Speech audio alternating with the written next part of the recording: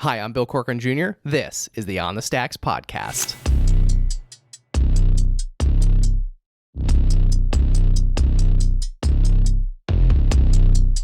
Oh yeah, whoa, look, they can never keep me down, I'm going, and if I ever fail, just know I'll go again. I never quit, cause I know that every loss may lead to another win. I'm going up. In today's episode, I sit down with Dave Ciccone, Games Director and Agent at SEG. Our discussion begins with the esports and content creator community, player navigation and managing relationships, and earnings and opportunities in the industry. We also touch on the influence of technology as we explore the impact of streaming services on traditional television and the ever-changing landscape of communication. Later in the episode, we have a deep dive conversation about podcasts, food, global travel, and quirky hometown traditions. This episode would not be possible without the support of our sponsors, so please check them out in the show notes. I'm your host, Bill Corcoran Jr., and this is Dave Ciccone on the Stacks. There's players that are in millions in terms of contracts now. They might be at like 500K for the year, 2-year contract. They're at like 1 mil, 1.2 mil. And that's not even taking into account like if they have like a big stream too, and if they have commercial partners, whether it's they're getting free stuff or it's just like they're getting paid a lot of money to advertise stuff. The marketing budget that goes into getting influencers to play their games on stream is huge. And so I'll have people who are getting paid like 15K a month to stream the game maybe 3 times a week for 2 hours each. So it's like 6 hours a week and getting paid like an additional 15K. This episode is brought to you by Sweat Tent, the pioneers of the portable wood-burning sauna. Did you know that using the sauna 3 to 4 times per week could reduce your risk of cardiovascular disease by up to 50% and make you 60% less likely to experience Alzheimer's disease? That's why I've been a big fan of the sauna for years. But having to go to a crowded gym to do it isn't ideal. And all the at-home options are bulky and expensive. That's why I only use the Sweat Tent for my sauna needs. It's the most storable and affordable wood-burning sauna on the market. It not only takes minutes to set up, but it can reach 200 degrees Fahrenheit in 30 minutes or less. So whether you're enjoying it yourself in your backyard, with friends, or in need of a reliable sauna on the go, Sweat Tent is your best choice for the most portable, storable, and enjoyable outdoor sauna experience. All On the Stacks listeners will receive $100 off when you use code OTS. Visit sweattent.com today to get $100 off your purchase with code OTS at checkout. Again, that's sweattent.com to get $100 off with code OTS. Sweat Tent, helping you fire up your home wellness routine. This episode is brought to you by Burn, the fitness company behind the Today Show approved Burn board. If I'm being honest, working out can be a real chore, especially as a new dad in desperate need of sleep and cardio. Burn is founded by NEPA native Jimmy T. Martin, and his Burn board offers a low-impact core and cardio experience unlike anything I've done before. They have hundreds of on-demand workouts that are great for beginners, seasoned athletes, and out-of-shape podcast hosts who love supporting small businesses. My wife and I use it pretty frequently throughout the week, and it's honestly a great way to burn a ton of calories without burning a ton of cash. Not to mention, it's a great tool for skiers, runners, wrestlers, and hockey players. Jimmy is offering all On the Stacks listeners 15% off when they use the code STACKS15. Visit theburn.com today to get 15% off your purchase with code STACKS15 at checkout. Again, that's theburn, THEBRRN.com to get 15% off your purchase with code STACKS15. It's time to get on board today with Burn. This episode is brought to you by Cavanaugh's Grille, one of my favorite places to eat and drink in NEPA. They've got one of the best outdoor patios with 13 TVs and over 20 beers on tap. You can also dine inside at this cozy Irish-style pub where your beer never goes empty. Did I mention how delicious their food is? Their in-house smoked brisket, barbecue ribs, and wings are to die for. So grab your friends and have a drink on me at Cavanaugh's. Mention code STACKS for one free draft beer with purchase of any entree when you dine in. Located at 163 North Main Street in Mountain Top, Cavanaugh's is open at 4 p.m. during the week and 12 p.m. on Saturday and Sunday during football season. Dine in today at Mountain Top's only Irish-style pub. What's up, podcast? It's your host, Bill Corcoran Jr. here in the Blue Door Studio, protected by Ritchie Security Solutions. Dave Ciccone, welcome to the On the Stacks podcast. Thanks for having me. Yeah, dude, welcome home, by the way. Thank you. Yeah, it's nice. We've never met. This is our first official meeting. Mm-hmm. And you came in, you rocking the dope kicks. Yep. On the feet here. I know we can't see them right now, but explain to people what those are. Nice, man. They're just, I don't know. I became obsessed with sneakers. Do I have to name? I don't want to name. You can, but what are they?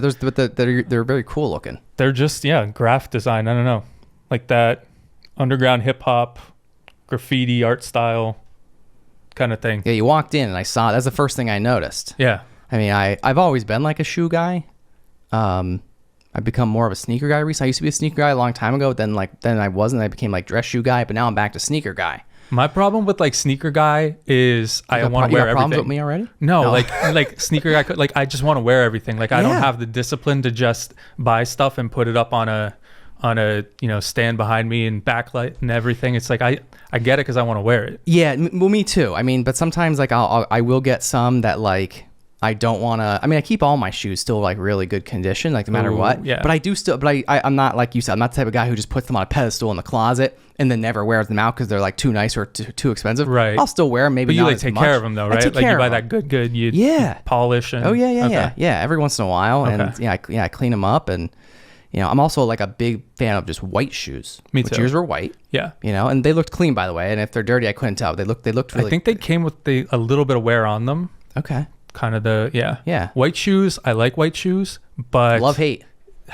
Dirty so much. It's a love hate, man. Yeah. I feel like we'll get one pair and they get a little dirty and it's like, all right, I need a backup pair. And then it's like a slippery slope. So you end up with 3 or 4 pairs of the same shoe. So I'm not the only one that does that? I do that. Oh my God. Because you need to have a good pair of white kicks, right? Yeah, always. Like you need to have always. clean. You have to have a go-to. But they always get dirty. Right. And I could probably learn from you in cleaning them up a little bit, but I'm like, oh, it's dirty. Can't do anything about it. It's just going to smear. I know that there's stuff that you can buy that's like supposed to be really good for that, where like it'll clean it really well, but. Yeah. And I mean, I'd recommend what it is, but like, I don't know. Like I have to look. I bought something on Amazon. I don't remember the name of the brand. It was very inexpensive, but it works very well. Like very well. Yeah. There's a cleaner, and then there was like a protectant. I don't even know if I actually ever used the protectant. Like I just got it like not long ago. But it does clean very well. Yeah, so. It would probably be good to invest in that, get a little discipline, not so much, immature spending. Yeah. Refilling. Yeah. Month after month. Yeah, but you got to have the backups. Yeah. You got to, because like, especially if it's a shoe that like maybe they won't make it that often, or if it's, limited release, whatever. Yeah. And then once you wear that one out, then you're screwed. So like whenever I find something I like, I usually end up buying like 2. Yeah. For that reason. Yeah, my problem is I treat shoes like that like white tees, like, and they're a little bit more expensive than white tees. Yeah, right. But that's how I treat them. Yeah. Yeah, it's an expensive part of our lives. Yeah. But I can appreciate that. White is in right now. Like black kicks are just, or like the people with like the black. Like I see like the quarter length socks, like black socks, like no, that's like maybe on the basketball court you can do that, but I know it's white socks. Yeah. White kicks, white socks. Yeah, and I only have like 1 pair of black sneakers, which like they're like mids, and like I don't really wear them as much as I wear the whites. Again, I'm a huge fan of just white. Yeah. I think almost every other pair of sneakers I have are white. Right. But I do have 1 pair of black, but again, I don't really wear them as much because I like the white ones better, but black ones are cool too. But I have 1 pair of black, and it is, I don't know why I got it. It was like a limited release Jordan, and along with the black on the right, or one of them is blue and one of them is red, and I thought it looked so cool. Wow. And then you can't match it with everything. I just look like a goof. So like I don't think I've ever worn them once. I've tried them with like a couple things. I'm like, nah, I'm just going to white. Like this does not. I know. I'm that type of guy too, where it's like I look at those and I'm like, oh, that's so cool, and I can appreciate it. And when you see them on other people, it's like, yo, those look so cool. Yeah. Like you know what I mean? It's just you look at other people wearing other types of shoes that are say like are a little bit I don't know the right word, but they're different, right? They're not just your white shoe with maybe the blue Nike check or whatever. And I'm like, oh, those would be so cool. Like I would love to get them. And like sometimes I'll get them and be like, oh, but like I don't look good in them. Yeah. But I still love them. Yeah, I was like committed one night to wearing them out, and then I stood in front of like a body length mirror. And I'm like, I'm gonna get my ass whipped. Like I can't do this. Who am I? This is not me. Yeah, like who is it? Who? This is Dave. Yeah, they're on a shelf somewhere now. Yeah. Well, you tried. Yeah. Maybe we'll bring them back one day. Maybe gets back in style. All right. Yeah. Well, man, this is great. I'm glad we connected while you're in town visiting. Yep. You're from the area. Yep. Grew up not far from the studio, actually. Yeah, actually, my grandparents lived like right down the street here, Division Street. Yeah. It's crazy, and ever since I moved into this new building here in this space, I've been here for like almost a year, and a lot of people like in this area just happen to be a lot through just referrals, recommendations. Jimmy T. Martin introduced us, and Kurt, and Kurt Savage, Savage, I call him actually. It's fitting, isn't it? It's fitting. Except for the last 2 weekends when you stood me up, Kurt. Ooh, Kurt, not Kurt's. Burn, Kurt's awesome. Burn, yeah. But yeah, I actually didn't even know his name was Chris Savage until he came on the show. Yeah. I actually thought it was Savage. Savage is fitting. It was, and I told the joke when he was on the show. I told him that, like, I admitted that, like, I knew right before he came in. I was like, oh, his name isn't Savage, it's Chris Savage. Yeah. But since he was in my phone as Kurt Savage, it's permanent. Yeah, I always Not told changing. Kurt, like, ever since I moved away, like, I'm coming back to visit. He's literally the first person I'm texting. He knows everything that's going on. Doesn't he? I don't want to blow his spot up, but yeah, he's the guy with the connect for if you're looking for something fun to do. Yeah, he is. He knows. Like, he's got his fingerprint pulse on the pulse. Is that the right word? Yes. Yeah, he's got his finger on the pulse. Is that the word? He is the pulse. He is. He is. He is. Yeah. Pretty much. Yeah. Yeah. Kurt's awesome. He is. I love Kurt. Shout out to and Kurt. Jimmy. Yeah. So yeah, dude, from a little bit that I do know of you, I mean, you travel a lot, you do some really cool things, you work with a lot of content creators. Yeah. I mean, how did you even get into that?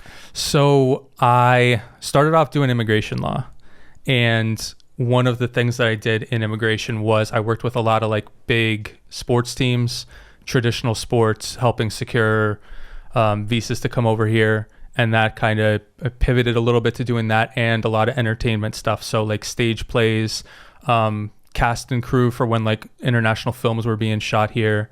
And the firm that I was working with, it was like a really big firm, and we were just taking on all kinds of like similar clients. And at the time I was like really into video games, and there was kind of like this connection of people who I was doing casework for would be people who I'd be like playing games with, because it would be like high like rank lobbies and FPS games, and there was I guess a need for a lot of, you look in like traditional sports now, and it's always trying to coalesce into like an equal amount of representation and protections on both sides. Like the owners have their legal teams, and the players have their agents and their lawyers working for them. And in esports and content creation, it's very much like the Wild West, where you have like a lot of young players or influencers or content creators coming in and with the potential to get sort of taken advantage of. And you'd hear a lot of stories from the players themselves about some of the things that they were signing into, and just being a little bit older than them, and probably having a little bit more like real world experience. And you think like, this doesn't seem right. It seems like the scales are not kind of correctly balanced here right now. And the more you talk about it, the more you find out that, there's actually kind of like this push to have player agents coming into esports and content creation, talent management, and agencies moving in to try and correct that imbalance there. And at first I started to do it where it was like a balance. I was doing a lot of like contract work on the immigration side while getting my foot in the door, getting credentialed to do this. And now it's at the point where I'm just kind of doing this full time. Wow. Yeah. So like you said it, but you are a gamer yourself. Yeah. Right. Yep. What games you into? What? See, the funny thing is, like, I used to play a lot more back in the day, and I used to be really good back in the day. And the more, I guess, grown up I've gotten, the less time I've had for games. Yeah. Trying to balance, I think the tough thing too is that, like, with what I do, I work with a lot of people. No offense, guys, if you're watching, but just absolute degenerate hours that they're, playing games and streaming until 4 or 5 in the morning. Waking up at like 1 o'clock in the afternoon. And so like it's really challenging too, because it's not like a set schedule. It's like, if I'm needed, I'm needed. If I'm out at like 10 o'clock on a Friday night, and there's kind of like I'm that asshole at the bar that's like just got my phone out, like texting people on Discord or SMS kind of thing. But yeah, it's just kind of crazy hours. It's like it's different every single week. There's weeks I'll go where it's like not too demanding, and then there's weeks where it's like I can't have a social life because it's need to be home, need to be at a PC or on calls at like 11 o'clock, 12 o'clock at night, because like that's when people are available. And so like the time that I can put into gaming itself, it's going down. I've also, since I've gotten older, like moved away from the competitive aspect of it too. Just like too stressful. Can't hang with the Zoomers anymore. Yeah. Like the reaction time is considerably slowed down. So I'll play like a lot more, like I'll still do some FPS stuff. Like I was talking to your guy in here earlier about Darren, like Destiny 2. I was playing Destiny for a really long time. Grew up playing Halo, like loved Halo in college. Played some like fighting game stuff in college.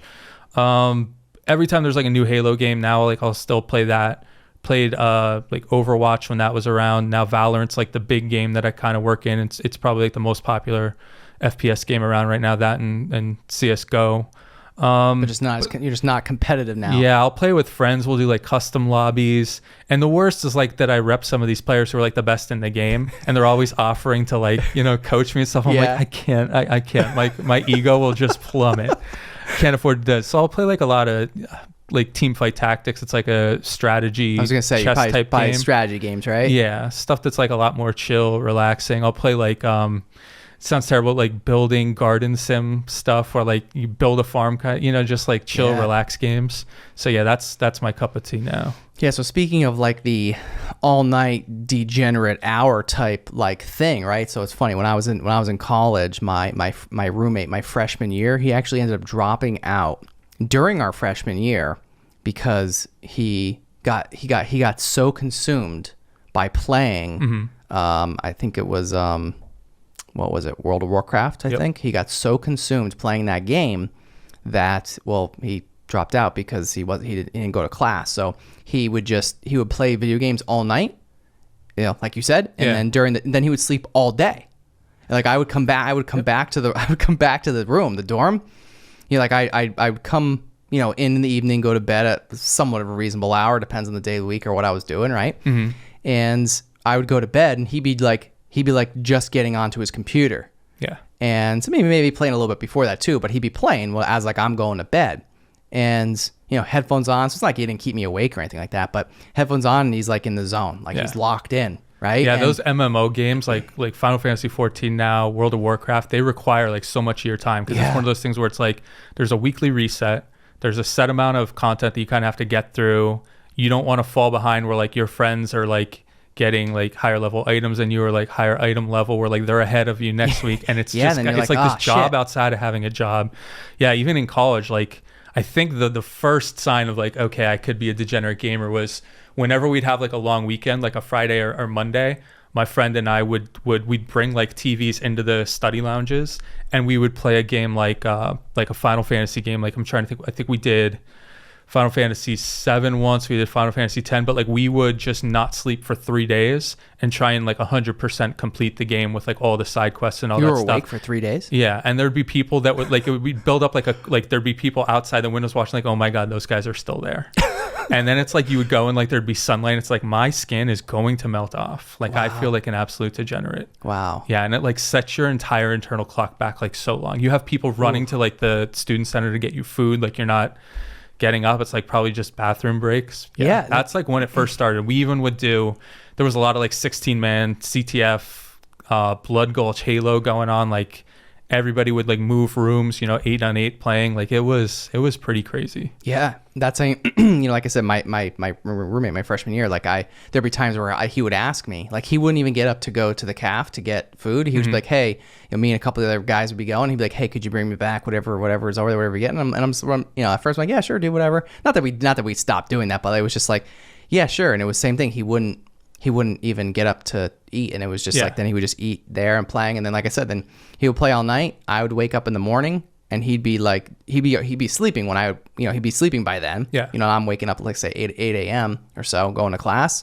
He'd be sleeping, and then I'd come back at like, 2, 3, 4 in the afternoon, and he'd be just waking up. Yep. That sounds crazy. That sounds really familiar. I was playing soccer too at college. Wow. And juggling that, and between that, academics. That's a lot. Yeah. Well, the academic definitely fell off my first 2 years until finally got my stuff together. Yeah. So you played soccer. Yeah. How did you manage all that? Like I didn't. My class it just fell by the wayside. It took like I think it was probably just like the competitive part of me, where like until I had like a legit girlfriend in college who just so happened to have some of the same classes, it became kind of competitive, and I'm like, okay, like I need to start like going to class and being a little bit more responsible, because otherwise she's just going to let me have it. And it became like competitive. Like I need to make sure I was at least in the same ballpark as her in terms of getting grades. So if not for that, I don't know if I would have graduated. Wow. Yeah. Okay. Yeah. Cause academics were definitely like, it was soccer and then probably partying, and then video games, and then if like whatever hours were left in the day, like if I could make it to class. Then you did. No, but there were so many times I remember where like I'd finish, like we'd be done at like 4 a.m. and I'd have like a 8 a.m. class, and I'd get in bed and I'd set my alarm, and like it'd be like 8:54 when I'd get up with the alarm. I'm just like, this is not happening. Like, see, I'm not going. Sorry, bro. Like Not not going. today. And yeah, snooze. There was even, I remember this one time where like I just woke up like so disoriented trying to like shut my alarm, and I cannot get like the snooze. It would like keep going off. And then there was this joke where like I must have taken my alarm clock and just thrown it across the wall, and it smashed all over the room. So then after that, my friends would buy me like alarm clocks and put duct tape all Tape over it it. to the So table? like, it cannot be taken off. Oh my God. Yeah. Crazy. Could go down a really strange path. Yeah. Yeah. Yeah. Gaming is, I mean, unless you're, it's consumed people's lives. Absolutely. Yeah. It's so much fun, but the amount of like time sink that you can put into a game, it can be not healthy. Absolutely. Yeah. Yeah. So yeah, Figured out how to balance that now though. yeah, that's good. That's good. Like you said, you're not as competitive as you are Yeah. or as you were back then. And Right. Now you're on like the other side of the fence, right? In a way, and you're now helping these people Become degenerates. I'm pushing them toward it. become degenerates and make them a lot of money. Right. Right. Right. You know, so I mean, one of the things I thought is interesting is like, and I can't remember if we might have been saying this right before we started, but the fact that a lot of like content creators, whether it's esports or not, like any type of in the content creation world, either we undervalue ourselves, you know, like as content creators, and don't know how to, we'll say, get paid appropriately, right? I mean, that's very common. Yeah. Yeah, there definitely is a learning curve, I think, when it comes to understanding the market, and being able to leverage, like, it's an information game. It's a networking game. It's knowing, I mean, when it comes to content creation, it's understanding metrics and the engagement that these individuals have, and how you can, tie that into how much money you should be seeking out. It's understanding also like what budgets certain commercial partners are working with, or if they're working with an organization. You know, it's a lot of like networking, and to kind of try and compare it to like the traditional sports space. It's like why you see an agent really only working within one sport. Like it takes a lot of I think talking, networking with individuals, working with agents within your group, talking with a lot of players, probably having good relationships on the team side of things, and just getting as much information as you can so that you can leverage that for your clients to be able to, make sure that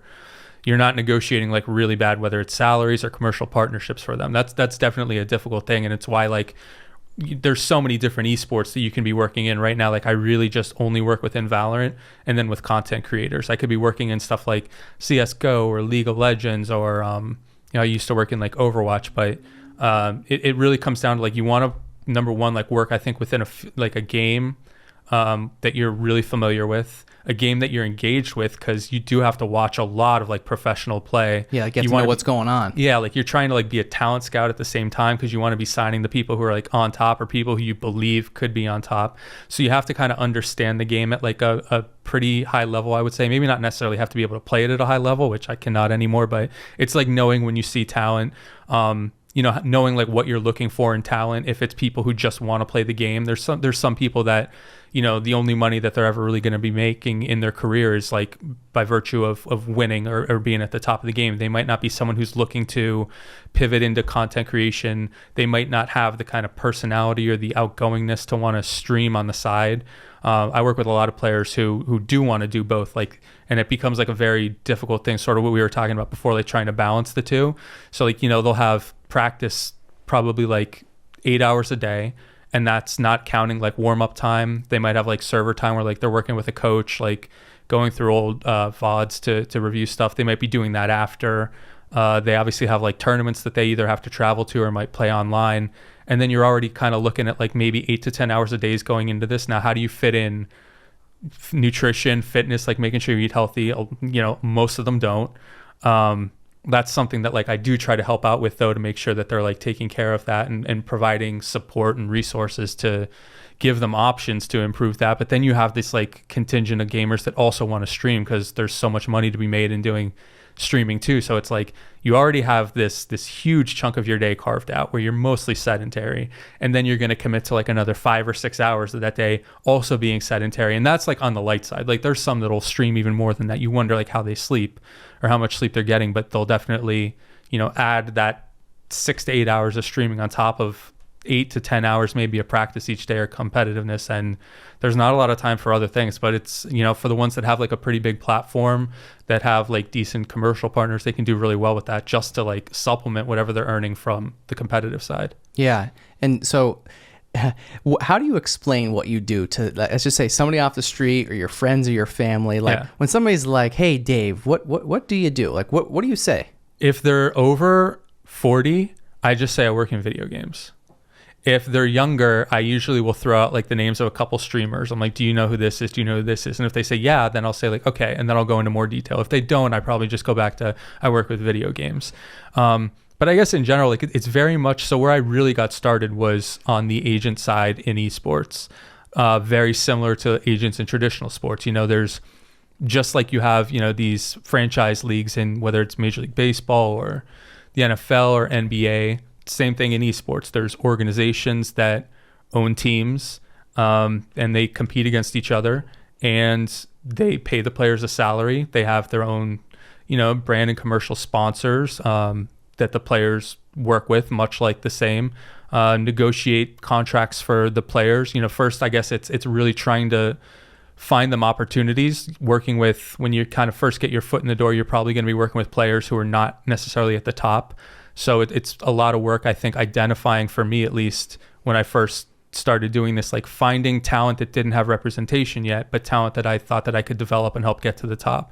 And then once you get to the top, it's building like a name brand for yourself, where like people who are at the top want to work with you because they think that you can add a tremendous amount of extra value to whatever it is they're doing.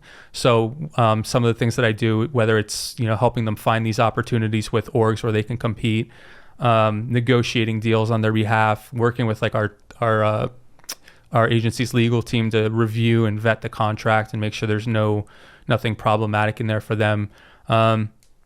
I think one of the things that I really try to do differently than a lot of other agents is, besides all that, I try to like add other value services to them to help support them, because as I said, like there's so much time gets thrown into this in the day. It's like a mix of like their professional and their social life, like 16 hours, 18 hours a day getting poured into this, not a lot of time for other things. So making sure that we have like a network of valuable support services for them. So whether it's like physical rehabilitation, because, you know, there's a lot of like, whether it's wrist issues or posture issues, or from being sedentary all day, for people that really want to get maybe into like physical fitness, want to start working with like a virtual consultant or trainer to help them with that. There's a lot of, I mean, I think I talked to you about this, we'll probably talk about it at some point, but just like internet toxicity is an all-time high. And if you think it's like really bad for traditional sports athletes, like the stuff that they deal with, imagine being the people who are like just always online, who like need to be able to interact with it because they're trying to like build a community, right? So there's, I think, a lot of mental health resources that need to be available to whether it's like esports pros or content creators. So it's like networking and sourcing to find not just, I would say, like performance coaches or whether it's even like down the line the therapists, but it's like you also kind of want them to have an understanding of the space you're working in, like sending people who primarily like live on the internet to work with like a regular therapist or something. Like there might be a breakdown in communication, or like not a good understanding. So trying to find people that specifically, or maybe not specifically, but at least have a tie-in or an understanding of the content creator and internet community, and might be able to help them like through that lens rather than just getting them someone generic. So building good relationships with people that we can partner with and provide for them. Wealth responsibility, wealth management, hooking them up with like CPAs who have an understanding of content creation, because like the way your money comes in, it's, especially if you're competing in different countries, it's more tax things. Yeah, it's more complicated than like just like, hey, am I spending half the year or more in Florida or versus Pennsylvania, right. And where am I getting taxed? It's like, where are all these winnings coming from? Where are all the different sources of revenue coming in? Is it just like tournament winnings? Is it your salary that you're being paid for the contract? Is it commercial partnerships? Is it sponsor stuff? Is it stuff from your stream? Is it, bit stuff you can give people, basically like, any amount of money at a time on a stream. You can subscribe to the stream where it ends up, depending on like the platform, the creator gets like a percentage of that revenue, usually like 50 to 75%. So there's just like all different areas that the income can be coming from. Yeah. And keeping track of that, when it's tough because the players, like it comes down to how many hours there are in a day. And as much as you can, like be trying to support them with giving them resources to more or less like do that for them. Like we even have a house that we work with that if the players really wanted to, like they'll literally pay their bills for them. Like it gets down to that level, right? Handle all their taxes, make sure that they're taking care of that. But they like month to month, like if you want them to just pay your bills for you, like they'll do that too. So like it's taking as much out of their hands as you possibly can to make sure that like they don't have that, that they're dealing with that too. Yeah, they could focus on what they're best at, which is being a professional gamer. Yeah. So in terms of like you touched a little bit on the revenue, like on a low and a high, like how much money are we talking in terms of revenue with some of these gamers? Like what do these people make? So I would say that it's different from game to game. A lot of it has to do with how much the developer supports the game. So for example, I'm trying to think of a game that you'd be familiar with, like League of Legends, right? Sure. You've heard of that? Riot Games is the company that develops it. And ultimately at the end of the day, they're the ones that are more or less responsible for like putting on the esports aspect of it. How much money are they going to pour into supporting the game? What is like the tournament format? What is the buy-in of the orgs? How much value do commercial properties see in sponsoring or getting involved in that? And all of that kind of coalesces into like what the marketplace ends up being there. So a game like League of Legends that's extremely popular, players are earning like in terms of contracts like in the millions, like year over year. Millions. Yeah. I mean at the very top, like that's not going to be your average. And there's definitely like a tiered system too, where you have like the equivalent of like baseball, right? You have Major League Baseball where the players are making like hundreds of millions of dollars, and then you have like AAA where they're like literally licking the infield dirt for calories because they can't afford anything, right, like right. The difference in pay there, and it's kind of the same. So there's a large discrepancy. Yeah, so like the players that are in tier 2 or academy teams, like the kind of the equivalent of like AAA, AA baseball, they're earning crumbs if anything, right? So at the top, it's definitely stacked if it's like a well supported game. Games like Valorant right now. Like a truly international game. There's like top teams from all over the world. Like the Champions is going on now in LA. And I think like the final 6 teams that are in it, there's a team from NA. There is a team from, I think 1 or 2 teams from China who are still in it. There's an EMEA team in it. So like there's just global representation, and you're even starting to see like a mix where it's not like, we have Major League Baseball. Everybody is here in NA, and they're more or less like from either, I'd say, I don't know numbers, but I'd guess that it's like 50% people from NA, a lot from probably the Caribbean. I don't think probably anybody from Europe, but maybe like a couple from Asia, but more or less it's like centered here. I think you're going to start seeing like players traveling to other countries, to like NA players going to Korea, NA players going to China, NA players going to Japan, because the game is just as big over there as it is here. And so like the how big the international market is dictates that. You have like in Valorant right now, that's the one that I work in, there's players that are in millions in terms of contracts now. It might not be like earning $1 million per year, but it'll be like, they might be at like 500K for the year, 2-year contract. They're at like 1 mil, 1.2 mil. And that's not even taking into account like if they have like a big stream too, and if they have commercial partners, whether it's they're getting free stuff or it's just like they're getting paid a lot of money to advertise stuff.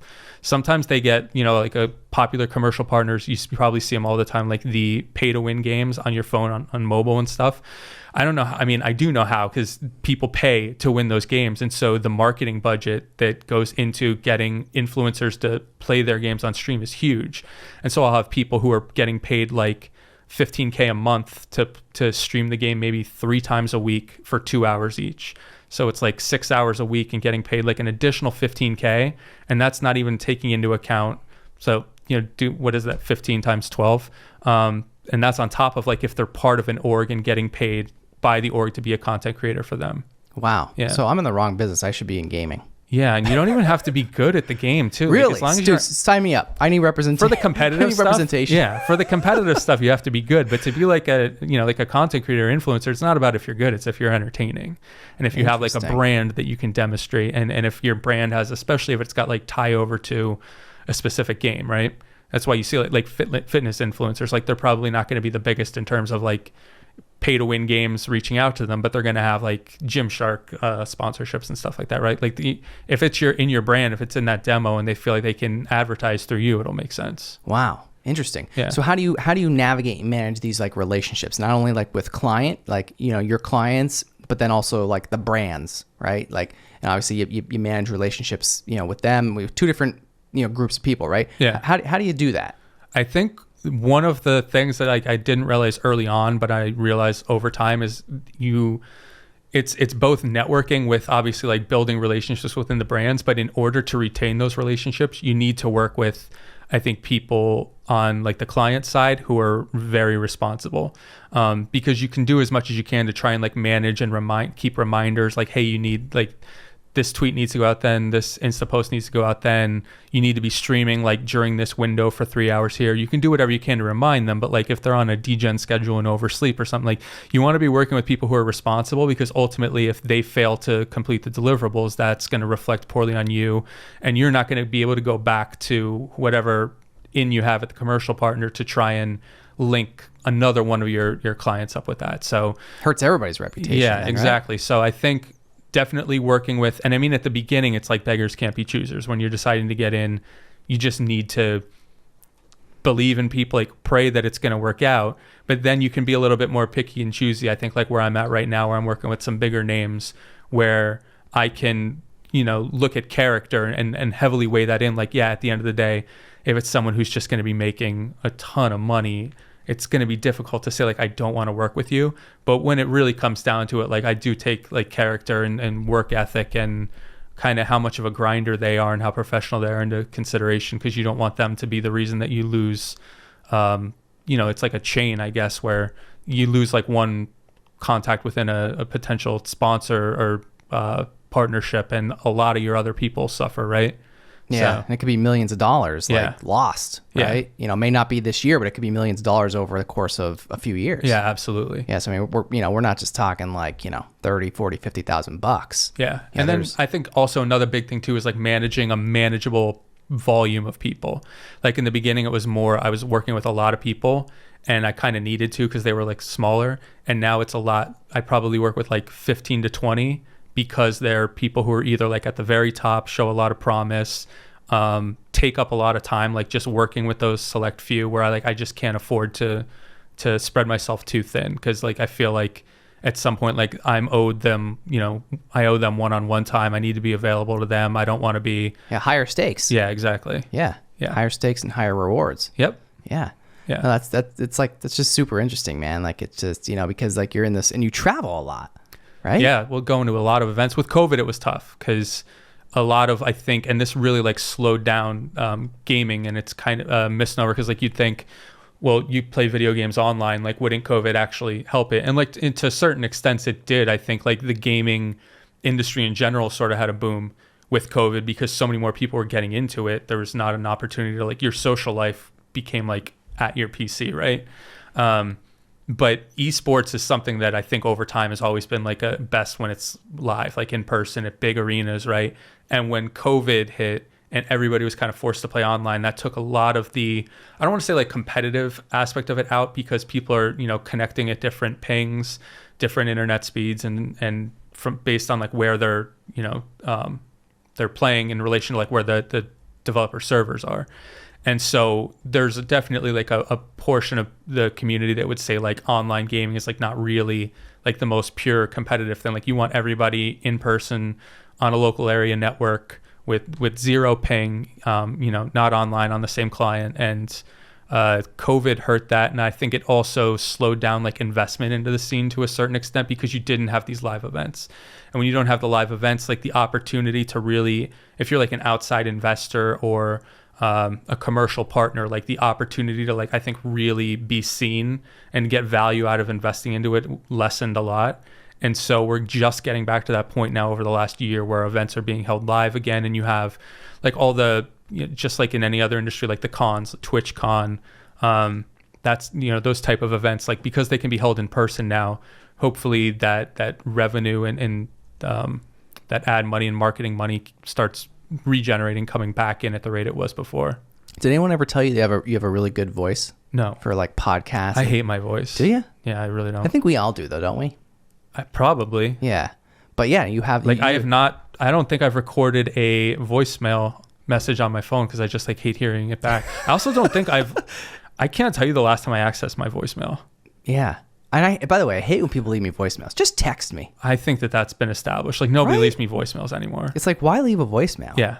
Like nobody wants to like have to go listen and retrieve it. But do you remember that? Like when you would you get a new phone, you'd have to update your voicemail. Yeah. And I've just not done that. Yeah. Did you used to do what I used to do? Like way back, like used to actually just take like a song like before, like I don't know. This is maybe remember like ringback tones and stuff like that. Yeah. Well, I used to do. There was like a ghetto version where you just like put your phone up to like your boombox at your house and just play your own little thing on your own voicemail, and then I thought that was cool. Or you do like the really lame like voicemail with your best friend where you'd like be like, hey, it's Bill and Dave and we can't come to the phone right now. Like, yeah, or the one I used to get everybody with this one all the time. Everyone right now is like, oh my God, is this guy fucking 60? Yeah, right. I was like, the one I used to do is, it would, right when it would go to voicemail, I would be like, hello, hey, what's up? How you doing? Yeah, and then it's like, and then somebody's talking, but it's really just that's my voicemail message, and then people could be like, dude, you got me again. I was like, that was like another classic. Yeah. Plus the industry I work in too, like nobody called like. Yeah. I mean, everybody I work with has my number, but do you know what Discord is? Yeah, of course. Yeah. Yeah. We only use on Discord. Yeah. 95% of the calls I get on my phone are Discord. Nobody would dare call my phone. And if they do, they better not leave a voicemail. Yeah. I can't tell you the last time. If you leave Dave a voicemail, like you're going to be unfriended. If you're a client, you're getting booted. Stop leaving voicemails. When's the last time I got a call? Okay. My brother on August 13th. No offense, but it's only like old people that leave voicemails. Yeah. Like I won't even leave somebody a voicemail. I just won't. No, neither will I. Why? I'm probably not calling them either. Yeah. Like I'm only calling like if I have to. Otherwise, I'm just texting. Yeah. I'll call on Discord. I'm not calling on a mobile. Like, yeah, not happening. Yeah. Yeah. So ancient. Oh. Imagine if you still had a landline. Ugh. Sorry, Mom. Mom's got a landline. Really? She does. Yeah. Yeah. No, I do not. And the funny thing, like you get like the Comcast triple play packet. Like, why are you still pushing a landline? How is it? Yeah. Are landlines that bad that it's actually cheaper to get all three with a landline? Yeah, like, why can't I just have the other two? Why can't I have cable and internet? I don't know. Yeah, just ban that stuff already. Get rid of it. Bag it. Yeah. Enough. Ugh. But anyway, yeah, but voice. You have a voice for like, your voice carries like very well. Okay. By the way. I feel like sometimes mine doesn't. I say this sometimes on an episode when a guest has like you just have a good voice for this type of stuff. And no one's ever told that. Like, I mean, you game online. You're obviously you're talking to people, right? You're talking to people online. Like, I feel like I have stopped playing competitive. Like maybe 5 years ago, it would have done the like me versus like an 18-year-old Zoomer who's like making fun of the fact that I sound like I'm like 28 or something. Yeah. But right. Yeah, that's pretty much it. You sound old. It's like in gaming, that's like the only place where it's like actually like a negative. Like that's an attack. It's like you sound old. Like when I was 18, I would have like, okay, great. Yeah, thanks. Can I get beer? Yeah, right. Yeah, exactly. Like, can you buy me beer? Are you trying to tell me if I walk into like a distributor, like I'll get sold? Okay. Yeah. But like at a certain point, like when you're in your 20s and you get told you're old in gaming, it's like, oh my God, it's over. Yeah. It's over. Yeah. Change careers. Yep. Yeah. No, but yeah, you have this his voice that just like carries. Like, and we were saying a little before you come on, like you're a big podcast guy. You consume a lot of podcasts. Yeah. But yeah, some people just have like that voice that is it just sounds very well. Mm-hmm. So thank you. Yeah. Maybe I won't be so. I thought maybe you would have heard that before, like on like just from being in the world that you're in. My friends don't compliment me. Oh. No, it's like a jab thing. Ugh. Damn. Yeah, I'll never get a compliment. Well, here. Time for new friends. Yeah, right. Yeah. Well, come to OTS. You'll get compliments. You got the shoes. Yeah. That's true. My ego's like through the roof right now. Dude, I know your head is like I could see it growing like by the second. So I gotta dial that back. I gotta dial that back a little. But yeah, no, it's like I said, just, we were talking a little bit before we came on just about podcasts, and we were exchanging like, hey, what do you listen to? What do you listen to? And I know we were saying like we should throw some of that in here because like you listen to a lot of podcasts, and it's just an interesting conversation because again, it's all in the content world. Yeah. And I'm pulling mine up now because like I don't even know what some of them are called. Like I listened so funny. I didn't either. When we were talking, I could tell you the guy's first name, but I didn't even know the name of the show. Well, what was funny was we were describing podcasts by the way the people who do them look. And it's like an audio thing. Like, why do we know more about the way the people look? So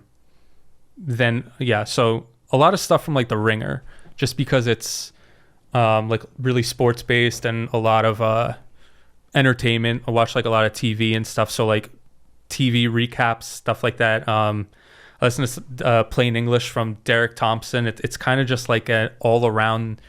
He's someone who's like very like well prepared and will just speak with any number of people from like different things and investigate like the weirdest topics. Like a couple weeks ago he did one I thought was really interesting about like the decline of participation in youth sports leagues and the way that it's kind of hurting like if you want to view traditional sports and the journey from when you're younger to older and developing is like you want to be finding like the best athletes and how it's supposed to be a meritocracy. The fact that we have like these parents that are just, well-to-do financially that'll sink any amount of money to put their kids in an advantageous position. And then what ends up happening is it becomes so expensive to join these leagues that you have like impoverished areas or less fortunate kids who could potentially be like the next Michael Jordan or LeBron, that it just get like weeded out and don't have an opportunity to participate really early on. And he just talked to a couple people who have like looked at this issue and compared it to the way different countries work, like countries like Norway and Sweden, like why they're the size of like, in terms of the people participating in sports, it's like the equivalent of like the size of Minnesota, right? And yet they end up with like more medals than the United States at the Winter Olympics. It's like why, and exploring their. I love all that. I forget. I'm cutting your story off, but there was did you ever read the book? Oh God, I'm blanking out of the name of it right now. But it was about hockey players and the time of year that you were born and the statistics that you would actually become like a professional hockey player based on the region that you lived in the world and your birthday. Oh, I bet. Yeah. Hockey's another one of those too, where it's all like access to ice in the US is crazy. You have to have, just in Jersey, I remember one of my really good friends, like their family was really into hockey, and the amount of time that they spent just like having to drive to a rink that was like, probably an hour away for practice. And it's not like soccer where like you can just find any abandoned field and kick a ball around, right? Like you need, it's really expensive equipment and stuff like that. Not everybody's going to have access to that. Not everybody has access to like transportation to be able to get to them. So like, yeah. And I bet like to your point, probably like the later you're born in your age range where like you're trending on the oldest in your range, you might have like an advantage because like more physical development. But it's literally in that book. And by the way, I looked at, cause I don't want to leave people hanging here so then they don't think I'm lying. Outliers by Malcolm Gladwell. Oh, he's the best. Yeah. He's on Bill Simmons' podcast all the time. Okay, so that's the book, Outliers. It literally talks about, Canadian people, kids growing up, hockey, the statistics, like you said, that if they're when they're born in the year, like they have that little bit extra advantage because they're just like a little bit older and like a little bit, you know what I mean? Like all that like plays into it. Like, yeah. That was even around when I was younger. Like I remember being, maybe not necessarily sports, but like that 16-year-old age range where like if you were one of the oldest ones in your class and you got to like get your license before everybody else, like that was huge. That was like true in sports too, like being a little bit older and having like that age like 10, 11, 12 when you're playing Little League, like that extra physical development was huge. Yeah. Definitely a big deal. Yeah. So interesting. Like, podcasts like that, I used to listen to like Bill Simmons a lot because he was just like, for probably like 10 years ago, probably, at the forefront, I would say, of sports podcasting. He's kind of fallen off a little bit though, but like it has still been really influential to the extent where he's made a lot of his peers now kind of picked up the slack of what he used to be doing, and it's just gotten to be a lot better. But a lot of podcasts like under his Ringer umbrella, I was telling you before, like the rewatchables, like they go back and rewatch like great old movies or not necessarily like anything as recent as 5 years ago. What a great name though, by the way. That is like... Yeah, like they'll do like, I'm trying to think of something they did that's more recent, like The Departed, just like talking about a movie like that, like what makes it rewatchable, why it's entertaining, maybe like if there's parts of it that don't translate well to like the more, modern viewing. A lot of those old movies where like, they didn't have cell phones, where it's like if you had a cell phone, then it's like none of this becomes a problem. You know what I mean? Yeah. So talking about it from that perspective, I'm obsessed with current like prestige peak TV. I watch a lot of TV, so a lot of their podcasts are like talking about from like a critical aspect, like reviewing those types of shows, talking about like what makes them good. You get turned on to a lot of shows if you just listen to it regularly. Like, they'll bring up new shows that are on that are probably worth your time. Yeah, like us. Like, we're shouting out every podcast, and it's like people are going to check these out. Like, I want to check some of them out now. Yeah. I was telling you, I don't really listen to a whole lot, like, or watch or consume as much as like I would like to, right? Because like I'm on the other side, like producing. Spending a lot of my time, doing this, but yeah, it's just it's just so interesting, and I also found that the world, it's like such a small world. Like whatever in any, and I'm sure this translates in your industry and just any others, but like the podcast world, like I've already become so connected to so many other podcasters literally around the world, not just like, I'm here in Northeastern PA, but like I've been connected to people like all over the world, like literally like several countries, and like just the opportunities of people that I met, like it's unbelievable. Like, yeah, that's like probably the coolest thing about working in esports and just content creation for me is like getting this newly acquainted like view of or POV on so many things based off of where people grew up and where like, I mean, the easiest way to describe it is like Northeastern Pennsylvania. It's like a very small footprint. People are very certain way around here. I went to like a liberal arts school for college, worked in New York City, then down to basically like the Jersey Shore, and then working with like, so being like in a big city of industry, being on the coast as opposed to, like flyoverville America, and then working with people from all different countries like EMEA or working with people from Korea or China. More recently working with a lot of like LATAM and South American individuals. It just like really opens up your perspective and like hearing other people's experiences and like way of life and comparing it to your own. It's very eye-opening in a way that even like going back into college, like still did not have a worldview that was as extensive and broad as I have now. And I'm really appreciative of that. Yeah. Probably more than anything else that like I've gotten from this is just exposure to so many different like peoples of different backgrounds and becoming like close with them and, things that they've gone through or like challenges from their country, comparing it to like what it was like growing up in the US or in Pennsylvania. It's been really interesting. Yeah, I bet you've probably heard and seen a lot of things, man. Yeah. I mean, you're in a more of a global business than like mostly anybody. Yeah. Right. Like, yeah, is it like stories like, do you like the one thing that I always hear from a lot of people that I've ever had on the show is people that have like traveled around the world per se with, for job or military, or whatever. It's always like, everybody always like shits on their hometown, wherever it is. It doesn't have to be where we're sitting right now, right? It could be anywhere, but people always like just shit on their hometown so much. But then it's with people like you who get travel all around the world and like you've literally seen places that are probably 10 times worse than like the hometown that maybe you used to complain about. That's usually what people say. Like, no, nothing's worse than Northeast Pennsylvania. No, I'm kidding. I'm kidding. Yeah. No, I actually love coming back here. I tell my friends all the time who like it's a pretty big college area. You might not know it from outside, but there's a lot of colleges around here. And a lot of people I went to high school with would be like lured towards whether it's like Wilkes or King's or what else? Scranton. Scranton, Marywood. There's Lackawanna College. Yeah. They have an esports program. Yeah, so there's like, and especially like just Wilkes, King's, and Scranton, those three alone, like they're good schools. Yeah. And a lot of people, I think that there was I don't want to call it like a stigma, but like I think some people felt bad about choosing it. Maybe like they got a great offer for like a scholarship or academic scholarship, or like had the opportunity to go to one of those schools and not have to move out. So like they wouldn't incur the room and board on top of like paying for education, and didn't get the experience of like moving out, and then think that everybody who moved out is like living like this lavish lifestyle or like enjoying themselves more. And I do think that there's a part of it where like those 18 to 22 years are like big for social development, and when you don't get to move away, maybe you are slower to kind of like experience a lot of those same things. Being on your own. I mean, to this day, I still like, you would have thought I'd be much better at doing laundry at, regular intervals, but like I clearly didn't develop socially that way. But like I think that there's people who like stuck around this area who like might have wished they got out and are surprised. Like when I come back, I'm like, I love coming back here. Like maybe not so much like now.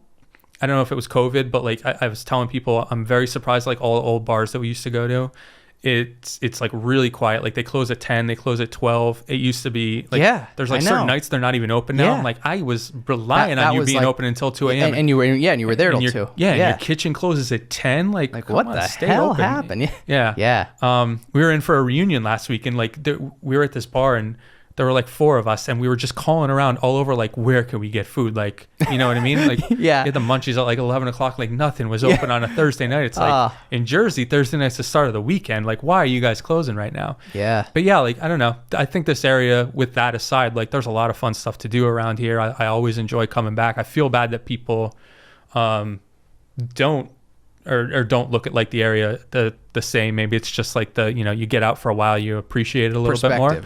I don't hate this area at all. Really enjoy coming back here. But it's funny because like I said, I hear a lot of people who have traveled the world and just like experienced places that are just the worst, and it's like, like it's really not that bad. It's tough because like a lot of times when you travel, like you end up like you land in a tourist spot, and so you're like, wow, this is great. Like, but it's built up to be great. And then you travel like 5 miles in any direction, you're like, oh, this is bad. Like Thailand's a great one where like you have like all these beautiful beaches, and it's like you step foot in Bangkok and it's like you're getting pickpocketed 100%, right? Like, so don't go there. You're getting taken advantage of as an American. Oh man. But there's where were some of the coolest places that you've been? Places that you like the most? I love like, maybe it's just because being in Jersey, like sure. I just love like going to beaches that are off the beaten path in a lot of like these tourist countries. Like we were just talking about Thailand, like places in the Caribbean, all those places where like you set off like 5 miles away from like the tourist traps, and you just find this beach that's got like literally nomadic territory, right? Like there's maybe 2 people out there in tents, but exploring that. I'm like a beach guy. Are you a foodie? I know you're telling me you're trying to eat healthy. Yeah. I wouldn't call myself a foodie. Okay. Just because for how much traveling you do. I mean, I'm sure you probably tried. I like food. I like trying food. I never have I don't know what the word is, but like I do not want to deal with the like stone throwing from my friends if I ever refer to myself as a foodie. But you enjoy food. I do. Yeah. I'm sure especially like non-traditional food. Like I love Asian food. Okay. First thing I'm doing because Northeast PA or Jersey, like you're not getting pho, like good pho anywhere. So like whenever I go to like a bigger city, first thing I do with anybody I know there, it's like, where's your best pho place? Like I need it right now. Is that how you say it? Pho? I've been saying pho. I think it's pho. Is it pho? That might just be like another one of those things where like it could just be like I sound like an asshole or like for saying, local like slang version. Yeah. You know what I mean? Yeah. But yeah. Pho. I've been saying pho. Yeah, I think it's pho. You're probably right. Maybe it's like an in-between. Maybe I'm embellishing it like way too much. I sound like really snooty. Yeah, right. Yeah. Put your pinky up when you say it, please. I almost just did. Like just following. Please follow the instructions on the show. Yeah, that's gonna get screenshot and turn into a meme. Yeah. So that's like your favorite Asian meal? Sushi. I like. Yeah, give me an all-you-can-eat sushi. I'm doing damage. Yeah. Doesn't even have to be like really, really good sushi. Like I will. Yeah. It's bad. Discount sushi, gas station sushi. No, okay, no, we draw a line there. All right, I can't even tell you if I've ever had food poisoning. If it was, I was too young to remember, but I feel like I have a pretty good stomach. Yeah, because that could be scary. Yeah, if I do die young, it's going to be... On the Stacks will be back in a flash after a word from our sponsor.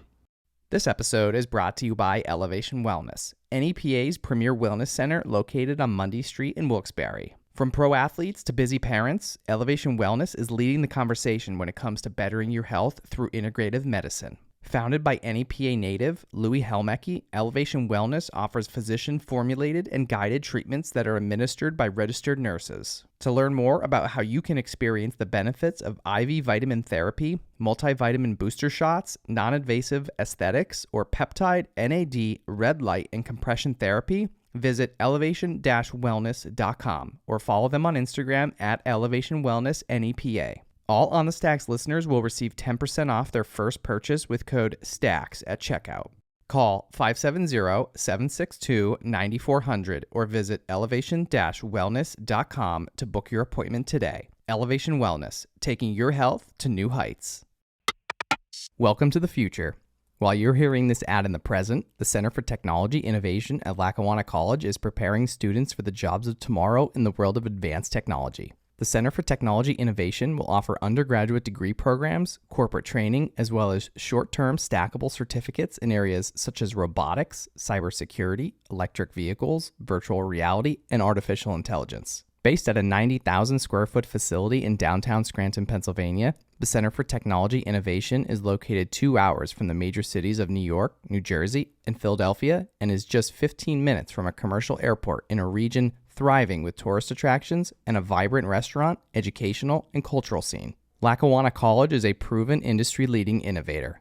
But don't just take my word for it. Fast Company even recognized Lackawanna College's reputation for innovation by naming them to their top 10 list as one of the world's most innovative companies. For more information or to enroll, call 877-346-3552 or visit lackawanna.edu.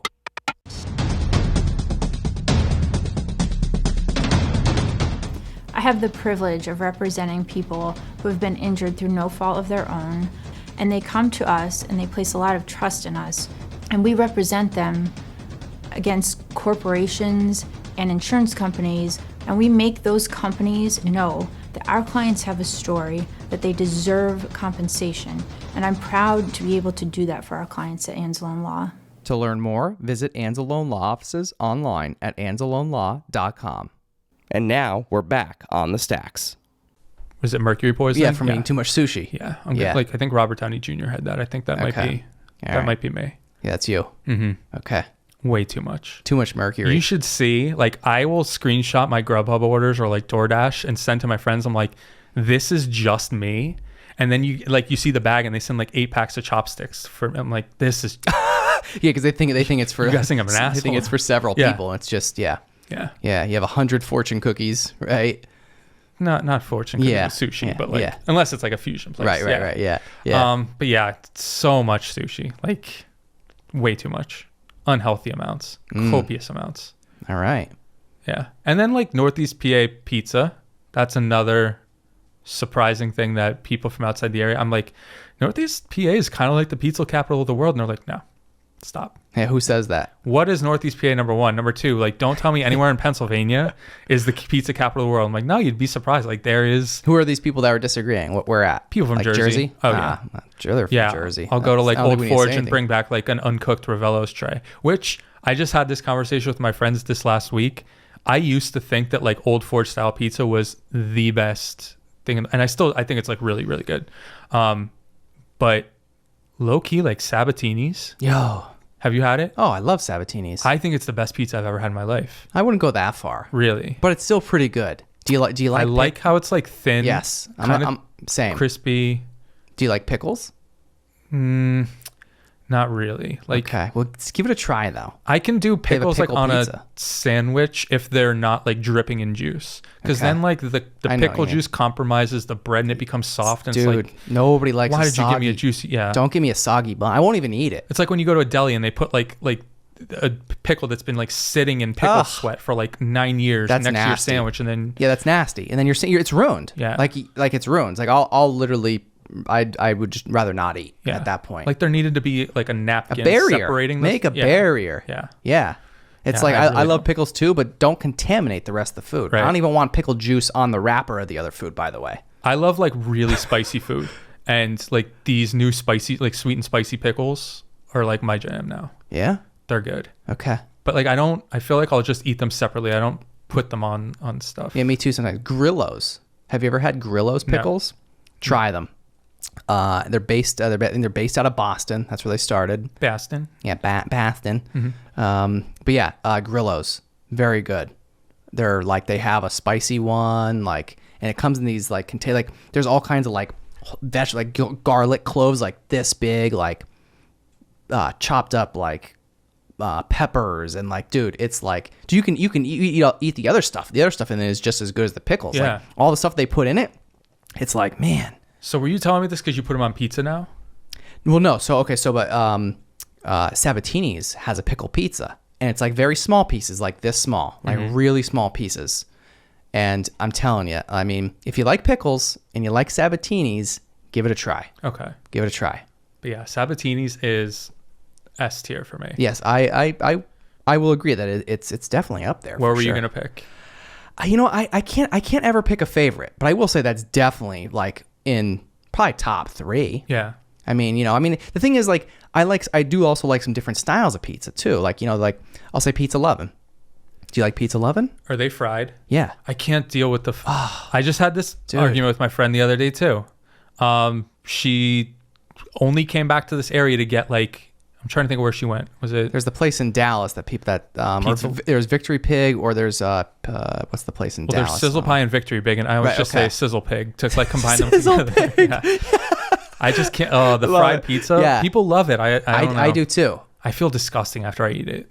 Yeah, I mean, I guess I could see that. I feel like one of those Neutrogena ads where like it's just showing like wiping your port, like the oil. Yeah, I know. I feel gross. I know what you mean. But I love pizza. I love it. Okay. And then I'll just throw in a sweet sauce, to Angelo's sweet sauce. If you ever had Angelo's or Jerry's. I've had Vesuvio's sweet sauce. That's also very good. Okay, I a haven't lot had of a lot of shout outs to local pizza places. I know they're getting a feel lot bad of if you didn't make the list. Like, sorry, Domino's, but right, yeah. No, that's the thing. Like, there is so many, and I like a few different styles that there is really no. I don't think I could pick a favorite. Okay, I don't know. But Sabatini's, man, like I even just their plain, like you said, like I think that's maybe what you were saying, right? Is just their plain, or is it one of their other ones that had plain? They have like a barbecue one that's really good. That's got green peppers on it. Trying to think what else I usually get when I go there. I forget. We usually get like 3 pies. I forget maybe the third one is just like we ad lib it every time. Like just pick something. Yeah. They're just good. We usually go to that place next door. They bought that, whatever it was, used to be, and turned it into a bar. So we'll start off there. It used to be like a laser tag. Oh, is that what it was? Right? Yeah, I think it was like a laser. I think, in the basement, I think was laser tag. Oh, that upstairs. was Play Plaza. Was it Play Plaza? Yeah. Is that what it's called? I think so. I think it is. That would make sense. Yeah. Yeah. So they bought that, turned it into a pretty cool bar. Yeah. So we'll like go there and then go across the street to across the parking lot to Sabatini's. Yeah. I really only go to that place. The newer one. The bar there. Like I think you can order even like the pizza you to could. that bar. Yeah, they it's sent like a it limited over. menu. Yeah. But the pickle pizza, you could get it. Okay. Yeah. Maybe I'll try it. Yeah. I will. I'm really I will try it, man. And I will text you. If you don't like it, it's on me. How about that? Okay. Honestly, because okay. you won't. You won't Venmo me like the $7. Exactly. Yeah. You won't be disappointed. I'm telling you. Okay. I can like eat the whole thing myself. Maybe you can do like half and half. Yeah. Honestly, like, even though I was saying that 17's isn't my favorite pizza, that specific pizza is okay. It's up there, man. Yeah. It's a contender. Okay. I mean, like I said, the regular is good too. And then besides pizza, there's really nothing else like food wise that stands out. But like I feel like I needed to give put some respect on the name of the valley when it came to. So if some Jersey folks are listening here, say Jersey. Jersey pizza's the worst. It is. It's really bad. Well, actually, Jersey's the worst. I used to think that. I actually like Jersey. Yeah, I'm sure it's nice. I went to school in Allentown, and I would say 75% of the people I went to school with were from Jersey. And I mean, before going to school, like I probably, Jersey for like soccer tournaments, like I almost said the beach, the shore. It's not a beach. Like let's be real. That's one thing I will say. It is not a beach. But like I would always rip on Jersey. And then I moved there. It's like, it's kind of nice. I feel like when you look at like certain areas of Jersey, it's bad. And if you let that be like if that's your like, okay, this is my referendum on Jersey, it's like all relegated to this like one local area. But like, and you know what too, Jersey Shore killed it. Oh yeah. Everybody who watches Jersey Shore looks at Jersey. It's like, it's a bunch of like fake Italian people who like only say deli meats and cheeses in Italian, and like go tanning and. But no, it's Jersey's cool. Yeah, it's really nice. I'm sure there's. It's really expensive for what it is, and the population density is way too high versus like there's like 2 highways that run through it. But aside from that, it's not as bad as I used to think it was. Yeah, I could see that. If you're not at the shore with the. I'm doing a fist pump here. Yeah, for those watching. Yeah. That's real. Yeah. So there's that. But we do like our clubs. Yeah. You're throwing yourself in there now. Yeah, I think, yeah. You're one of these? I don't know if the arm's pumping, but like, I'm one of those. Maybe used to be? Yeah, yeah, definitely. I'd say I'm one of those. Yeah? All right. Yeah. I wouldn't have pictured it. I mean, you don't look like I'm like 400 now. Yeah. Yeah. I mean, I'm ancient. Yeah. Yeah.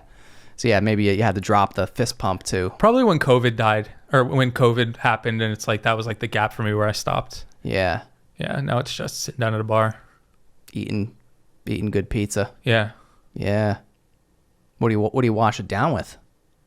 I gave up on beer. Like, I can't do beer anymore. I can't tell you the last time I had a beer. Okay. I drink like half of one, and I feel like I just finished a buffet. Like you're full. Yeah. Way too full. So I just like strictly vodka now.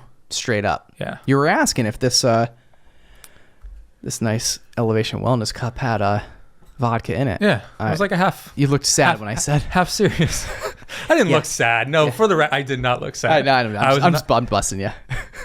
Yeah. No, I'd say a half expected. I have some like vodka drinks in there, like I forget, if you want one. Oh, what is it? High Noons? No, something different called Four Birds. Yeah. Never heard. Is that like High Noon knockoff?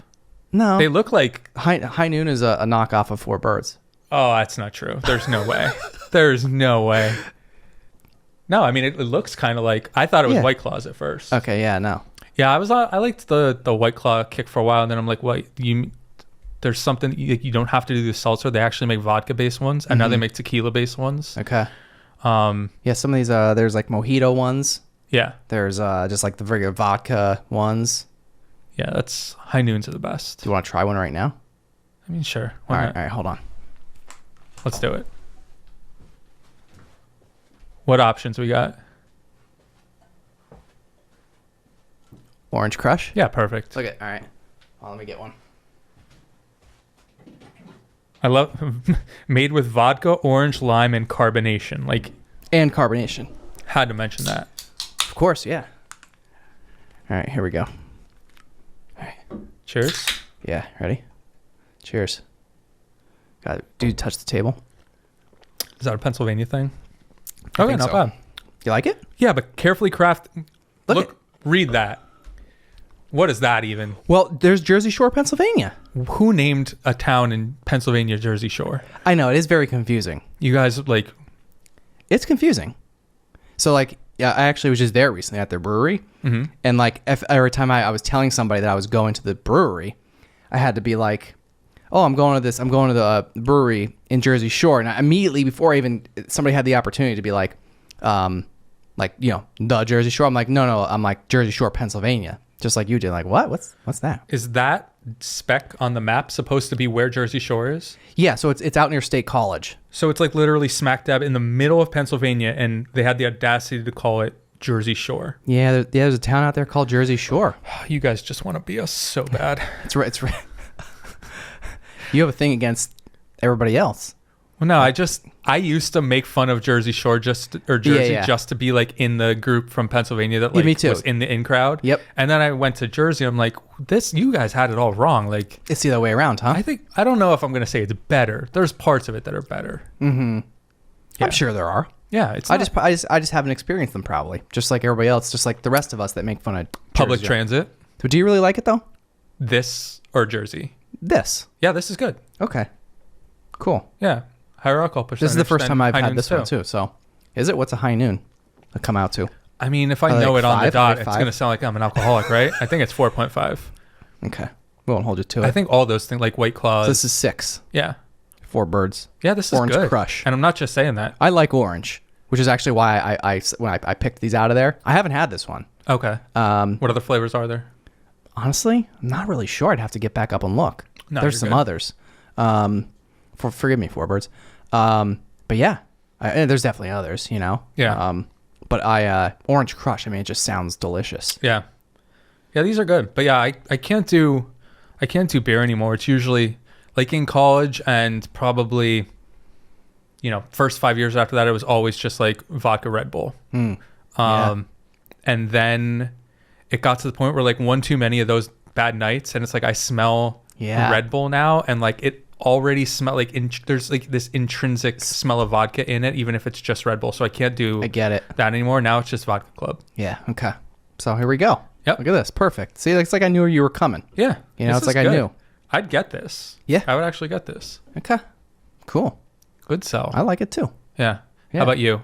Are you like you're like a craft artisanal beer guy, right? Yeah. Yeah, you are. got it. Yeah, you got it. But I do this stuff too. Okay. I mean, I do. You know what I mean? I actually never had High Noon.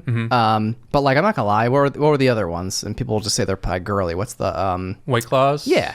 I'm not gonna, like, I don't drink them like I drank them when they first came out and they were cool. I don't anymore. But okay, so yeah, so I'm there was the phase of like, oh, there's a girl, like, I don't care if there's an umbrella in my drink now. Like, at this Yeah, point, me neither. like, I don't just give a want it shit. to taste good. Right. I don't care how much fruit juice is in it or whatever. Like, if it tastes good, it tastes good. yeah, if it's you know what I mean, just drink it, you Yeah. know? But yeah, I used to do the White Claws.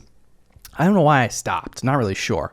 I think maybe at that point, because at that point I think I became, like you said, I became more of like an IPA guy. I'm also like a wine guy, but only red wine. Gotta be dry. I'm only super white wine. dry. Okay. With sushi. With sushi. That makes sense. Yeah. I mean, I'll drink red wine with any food. Doesn't even matter. You know? Yeah. Even with foods that you're supposed to drink the white, I'm drinking red. Yeah, I'm not really Yeah. like a like. But I'm also not pairing. like a you know, my finger up. Oh, I have to have this with this meal because this is what you drink with that meal. You know? Right. But you know, I just know that there's certain drinks that go with certain. Yeah. Right. You know, we kind of all I know that. had my IPA phase a long time ago. Yeah. Like Stone IPA was like my big one. Okay. Trying to think what else. Hop Devil from Victory. I think they're kind of like local. Okay. Yeah, so I had my IPA phase. Yeah, I wish I had some of the other ones here. Well, not that you don't. I mean, I'll have to bring some more here because I Delirium. have some at home. But Four Birds, like it's not Four Birds, but there's another.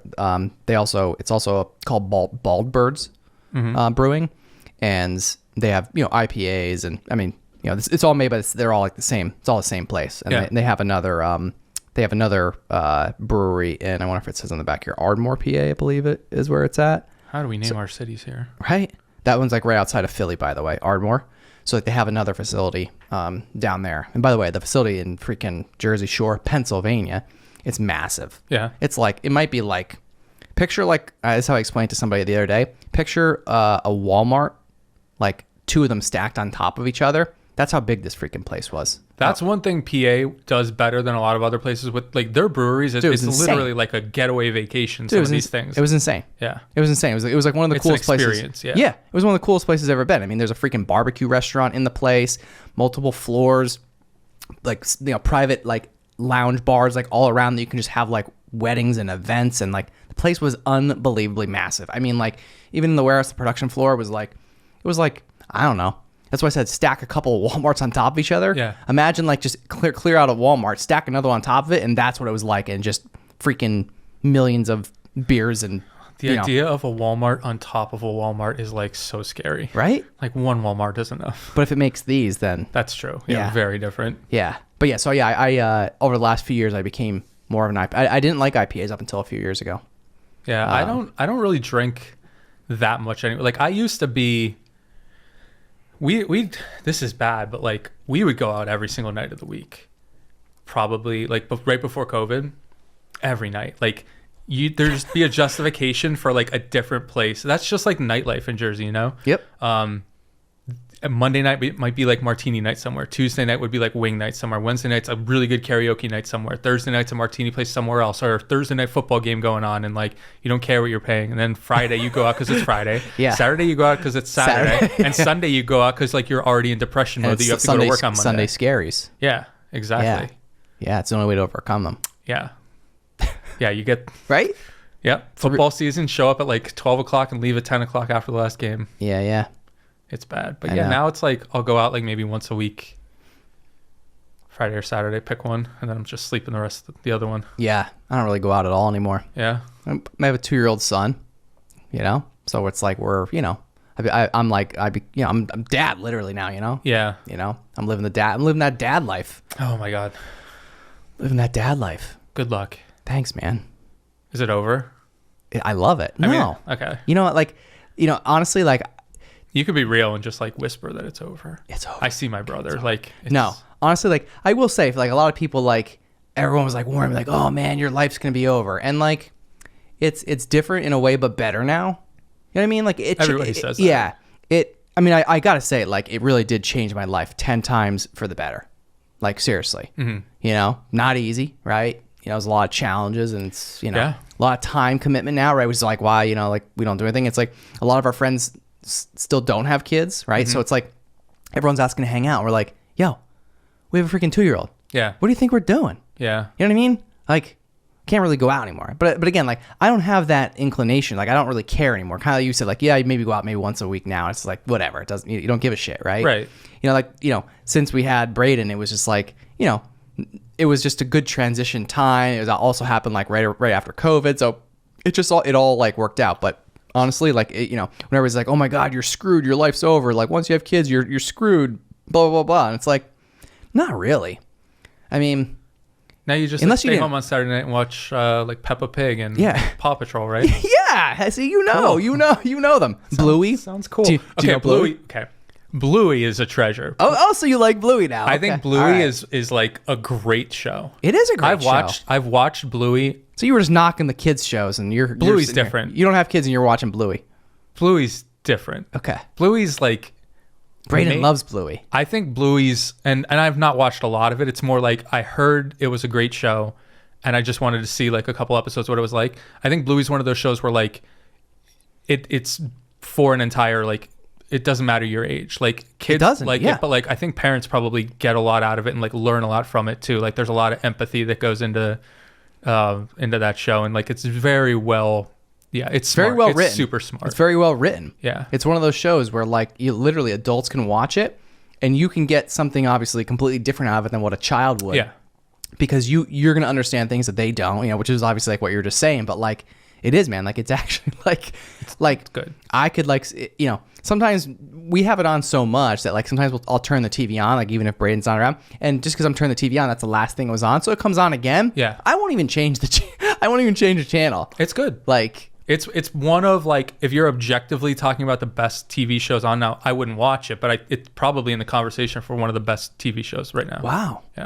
wow, really? Yeah. That I mean, you went out there with I hear a lot of people talk about it that like it is Okay. like critics talk about it and celebrate it like how good it is. Okay. Yeah. See, I didn't do that much research on it, but you came at me with the pizza from Sabatini's. Yeah.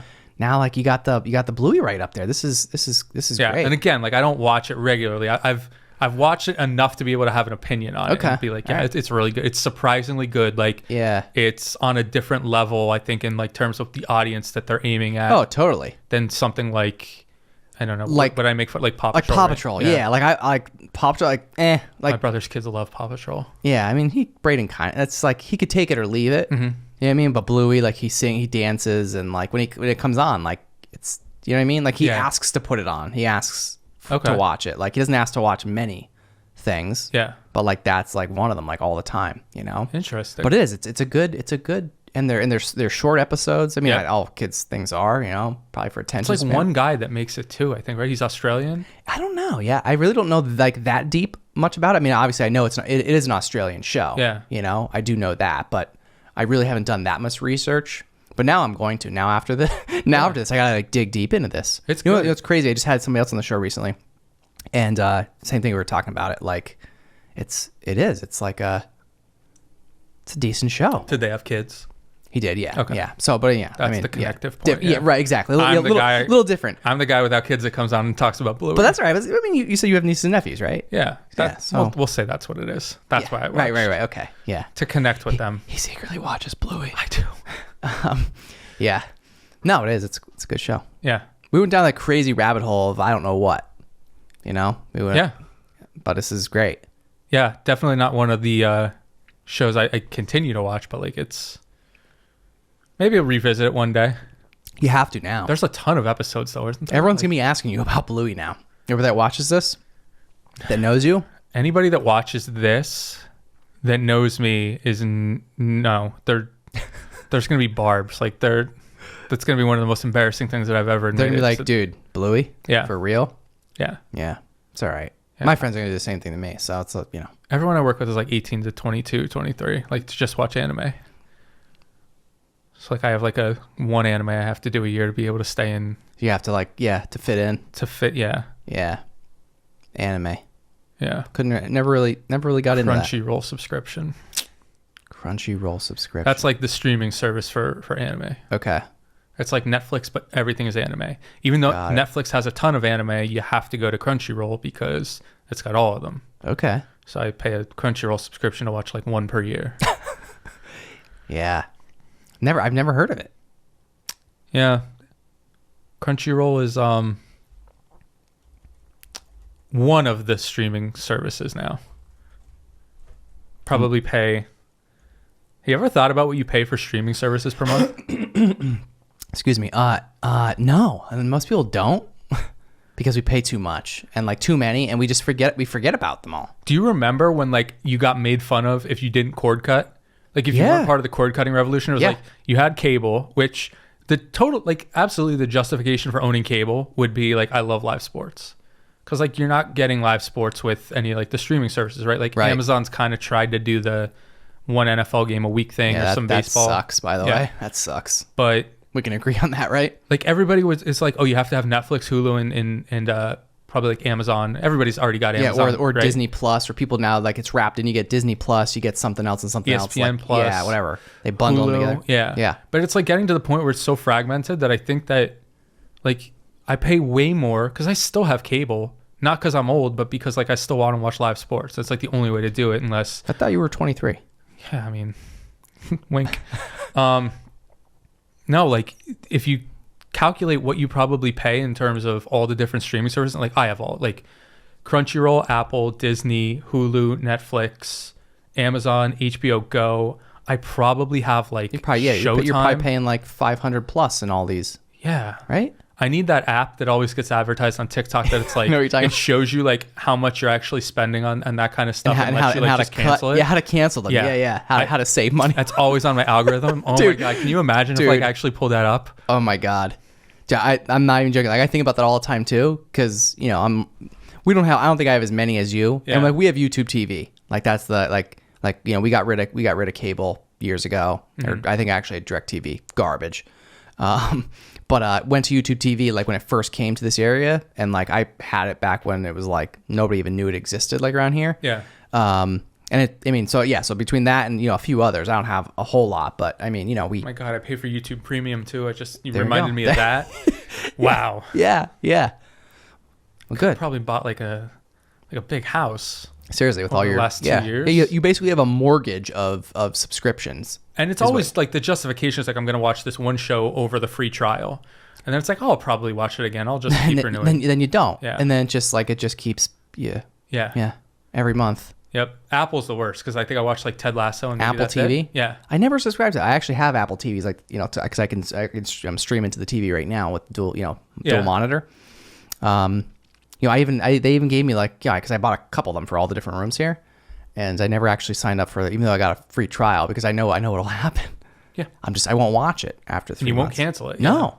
Yeah, I What's wrong? What's wrong with us? I think Hulu, HBO are the only two like I really watch now.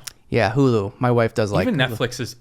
It's maybe like when one show comes back, like if Stranger Things came back, I'd watch it. But like Netflix is bad. It became shitty, didn't it? They lost all their original, or not. They only do original content now because like all the other, they used to have like The Office on there. They had Friday Night Lights.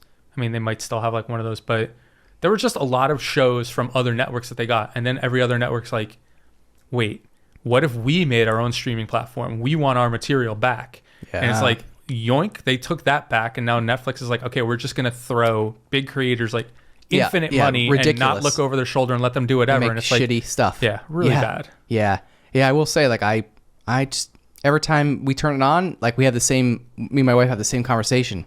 We turn it on, we're like, do you see anything? Nope. Do you see anything? Nope. I'm like, how come we can't find anything good on here? Yeah, it's like you might like, it's like Netflix, do you even know me? No, I don't like this. You don't even know me. You're not my friend. Like, the suggestions are terrible. Garbage. Yeah. I'm a big documentary guy, by the way. Okay. I watched the Arnold Schwarzenegger documentary recently. I did too. Did you really? Yeah. Okay. Yeah. I thought was that on Netflix or was that Hulu? I can't remember. Dude, I don't even know. I've lost track of where I've even watched these, but yes, I did. It was watch good.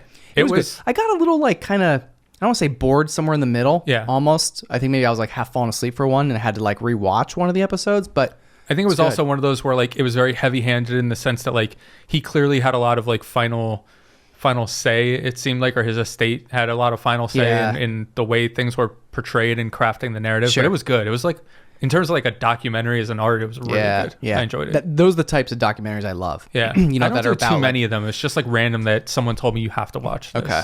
Yeah. But yeah, I just like I love the real world, like whether it's about a musician, an athlete, you know, Schwarzenegger could be an athlete, right? He's also done a lot of different things, but, you know, entertainers, musicians, athletes, just, you know, anyway, I mean, just, I don't know. I could probably watch a documentary just about anything. Yeah. I just like the real world, like true aspect of it. And just a lot of them times are too, like they're, you know, stories of people that came from nothing and like just follows like their career and life and whatever. And obviously that has a lot of them tend to be those industries, you know? I don't know, I just find that stuff fascinating. Like, I never got into the docu stuff, I guess. Yeah, I don't really like docu series as much, which like I know like the Schwarzenegger one, like it's multiple episodes. I will do those, like if there's only a few episodes and if they're not that long, I'll do them. But I typically just like the documentary that's just like a movie, like it might be like an hour or 2 hours. Yeah. You know what I mean? I like that, one and done. You know, I've just over time now. I can't keep up with episodic stuff as much anymore. Like unless I'm like really I'm a sucker for that stuff. I mean, I am if it's really good. You know, like you don't watch like any like prestige stuff, like Succession. You know what? Barry. I have, but well, I don't know why. Having a kid, I mean, is probably tough. That kind of derailed. Yeah. But Succession, I forget where I left off. I actually just started trying to watch it again recently. But again, like you said, with the kid, it's tough. Like, you know, he's there and it's like, I'm not going to put that on. Plus I'm paying attention to him. We're doing stuff with him. And it's like, and then by the time he goes to bed and then we're just fucking exhausted and we're like, okay, now we just sit here and then we just fall asleep and go to bed. Yeah. But yeah, Succession, loved it. The Bear? The Bear? No. Gotta watch The Bear. Okay. Half hour, so like really digestible. Okay. Only like 8 to 10 episodes a season, 2 seasons right now. Okay. I should just be a pitch man for like some of these. Oh my god, for these shows. I know that number of episodes. Yeah, it's really good. About a guy. Stranger Things, though. By the way, I mean, good. That's that I'm watching. Okay. I'll make time. You know what I mean? Yeah. If it's something I really love, I'll make the time. Otherwise, like I think I used to just. Not that it was passively passing the time, but I think I would be more apt to watch or try a new series. I mean, I used to love series. Like I used to love it. I still do where I would but it just has to be something like I really have to love it now. Where previously it's like I would try almost anything and then I would probably like there's it. So you know much of it now too, and you feel like this pressure. Overwhelmed. There's too much. There is. There's too many options. We're subscribed to too many things. Yeah, I feel like I'm more likely sometimes to just go back and rewatch. It can be like something with 5 seasons. Like I will rewatch like Friday Night Lights before I will like you start something new. You can tell me like, oh, there's this 5-episode show and they're 14 minutes each. It will literally take like, you know, less than your afternoon to watch, and I'll be like, yeah, no, I'm gonna go watch like 8 seasons of something else, or like I'll watch The Sopranos again. Yeah, that's also. I can't be classic. I can't be bothered to watch 4 episodes of something that's like 15 minutes long. Yeah. Sopranos is one of the greatest movies or series ever made in New Jersey, by the way. Made, but yeah. And wasn't even made in. I guess it was probably made in New Jersey. Yeah, kind of. So I'm just saying, because it's set there, whether it was actually made, you know, or not. Like one of the greatest ever. I mean, really. You're laughing. For anyone that can't, he's laughing. I love The Sopranos, for real. Okay. For real. Yeah, I actually loved it. Okay. Yeah. You're still like kind of have this smirk, but yeah, no, I do. It's really good. It doesn't hold up all that well. It's kind of awkward now because like of the era it was made, where like the whole no cell phones thing also makes that like a little. Wait, were there?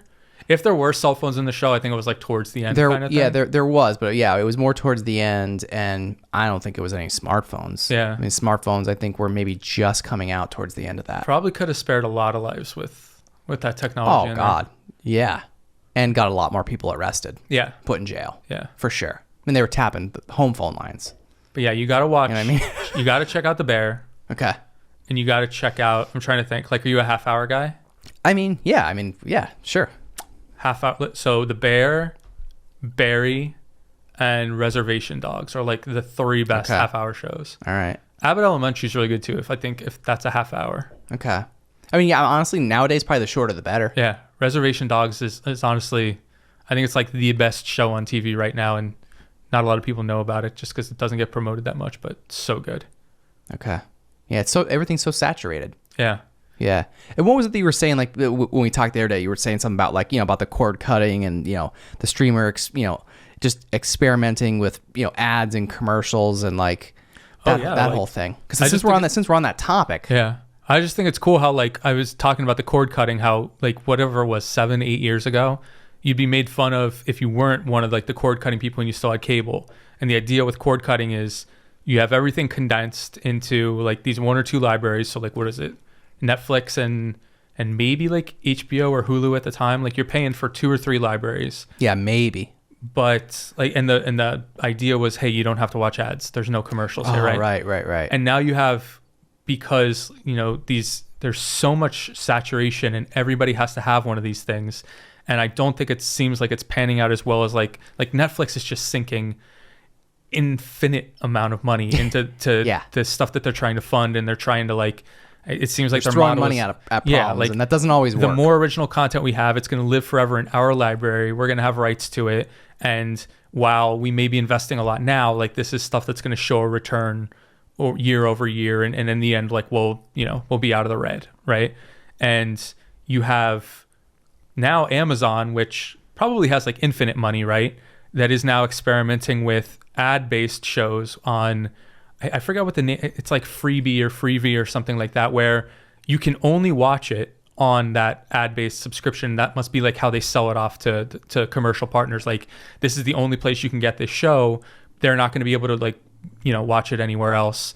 So it's, like, incentive for them to come here, and you can advertise here, and they're not going to be able to bypass it. So it's almost like we're going full circle back to, like, regular the original cable, where we're going to have within the next 5 years, I feel like we're going to have all of these, like, streaming services. The way that they're trying to, like, make money back is through ad revenue.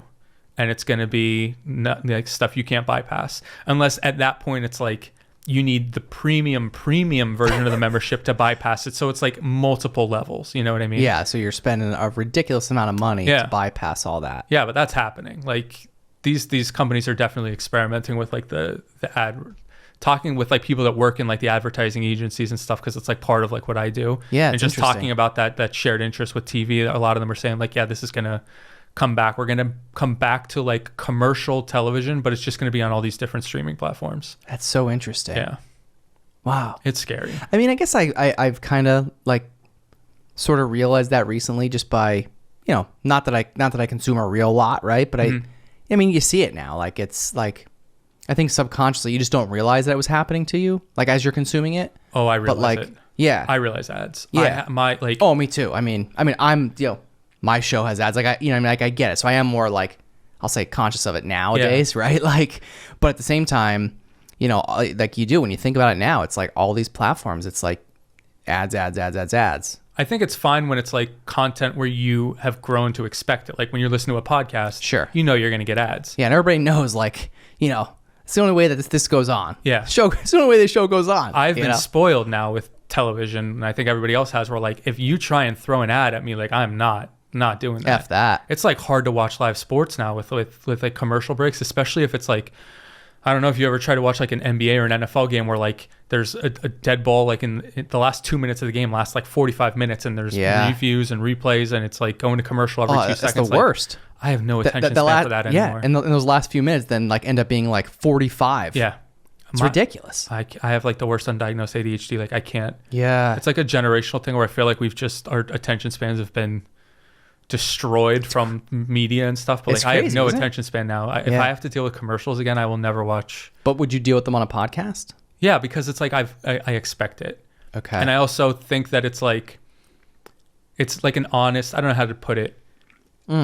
There's, like, an honest part of it where, like, you already, it's more genuine. With television, you taught us that you don't, like, in order to produce this content, you've already proven to us that you don't need advertising, right? So now for you to go back, it feels like it's selfish and almost like an admittance on their part that, hey, we screwed up. This is not sustainable the way we thought, like, just throwing massive amounts of money at, we need advertising revenue. And it's like, sustain, right, yeah. You've already spoiled me. Like, I can't go back. With podcasts, it's more like they've never tried to, like hide this from us. Yeah, or it's like a bait and switch. Yeah. Which, by the way, and I got to be fully transparent with you right now, right? Yeah. Okay. But it was like I really want to see what your honest reaction. So these guys aren't a sponsor of my show yet. Okay. Okay. But potentially, maybe by the time this episode comes out, at that point they may be a sponsor of the show. But just for the purpose of like you trying it, I mean, it was so authentic, right? Like I was literally like, hey, do you want to try one? And you're like, yeah, sure. And then, I honestly, you could have, dude, like, honestly, you could have been like, dude, this thing sucks. Like, you could have did that. Right. Because, like, yeah, I could tell by the things, things we talk about, brands, pizza, whatever. Like, we both agreed and disagreed on some things. And you could have been like, dude, yeah, no, it's not that great. But, like, you didn't, you know what I mean? So, like, obviously, like, I'm not getting paid for this right now to say, like, hey, these guys are a sponsor or whatever. And I put you up to it because they're a sponsor. Like, I just genuinely wanted to see and have you try it.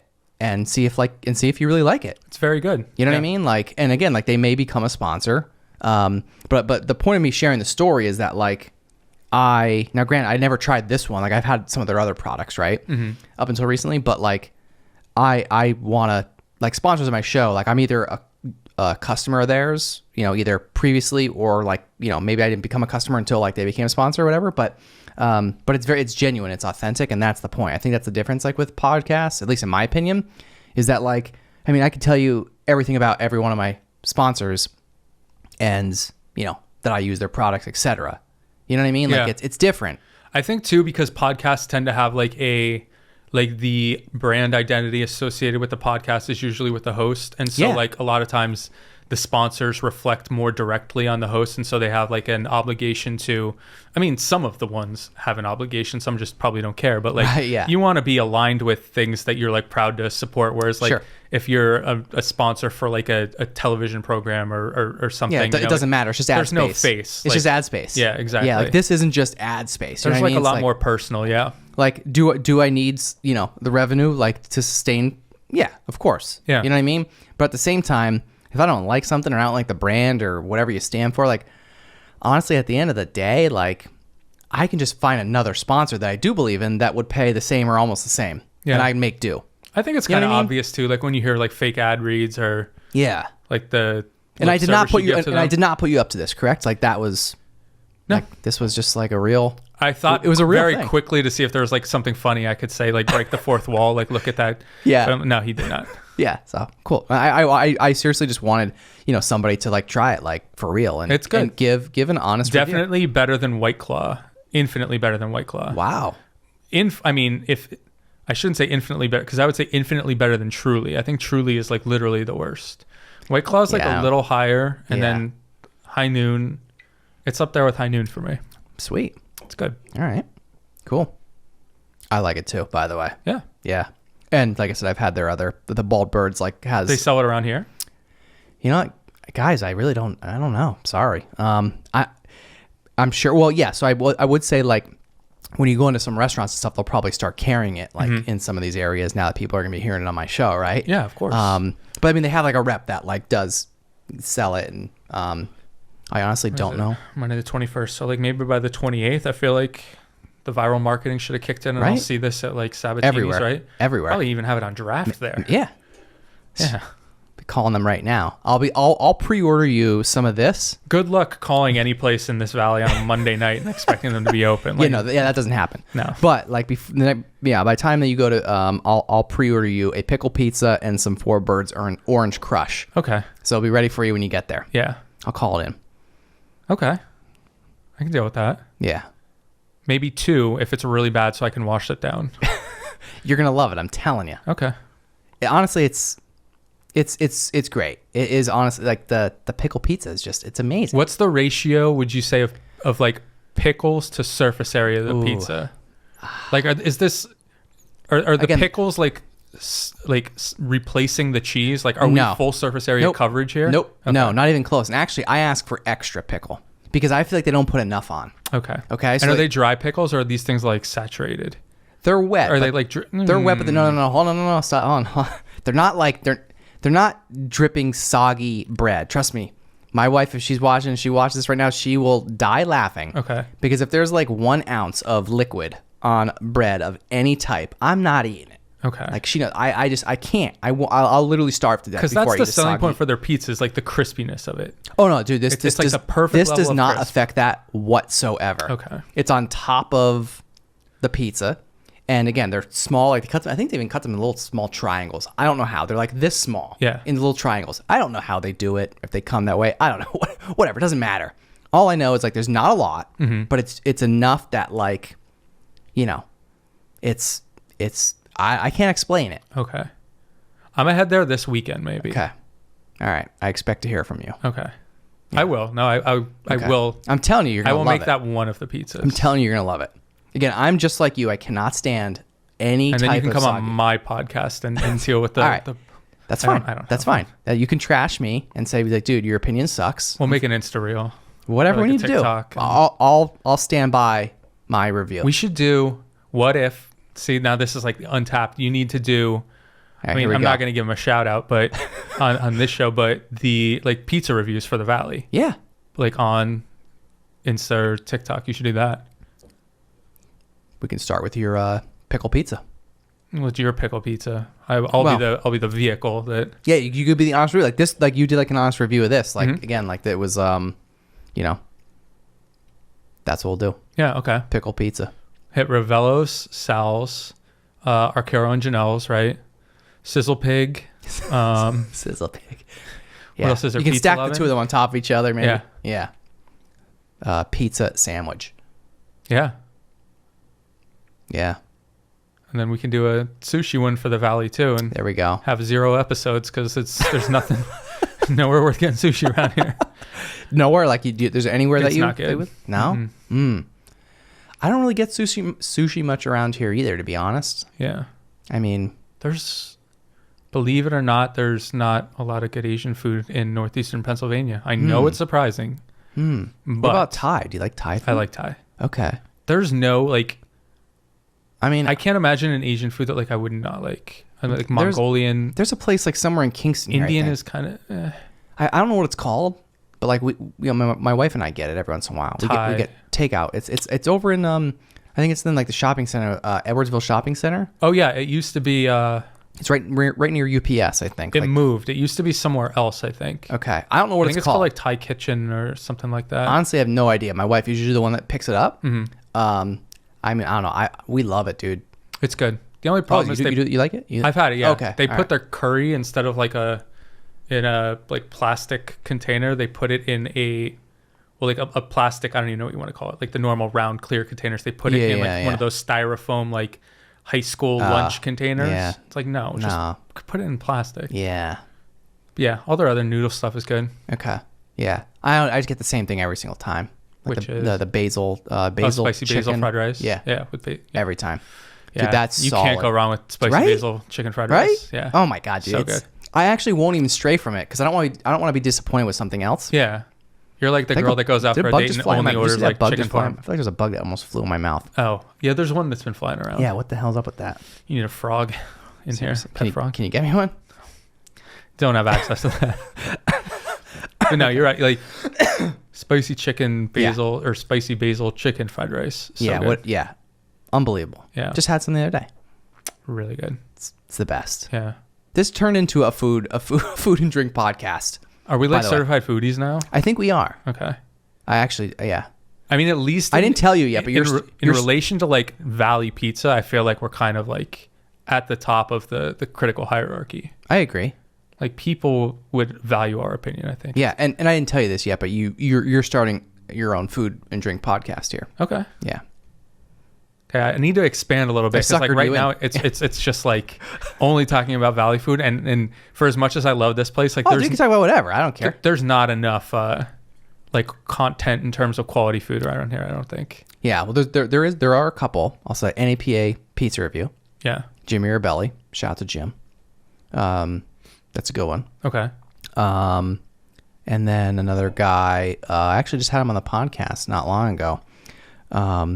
God, I don't know why I'm blanking out. Jesus, I'm like embarrassed right now. It's he does another pizza thing too. DiMattei's Food Fight. Oh, okay. Okay, so Yeah. he does. I mean, he mostly does pizza. I think does he do other stuff?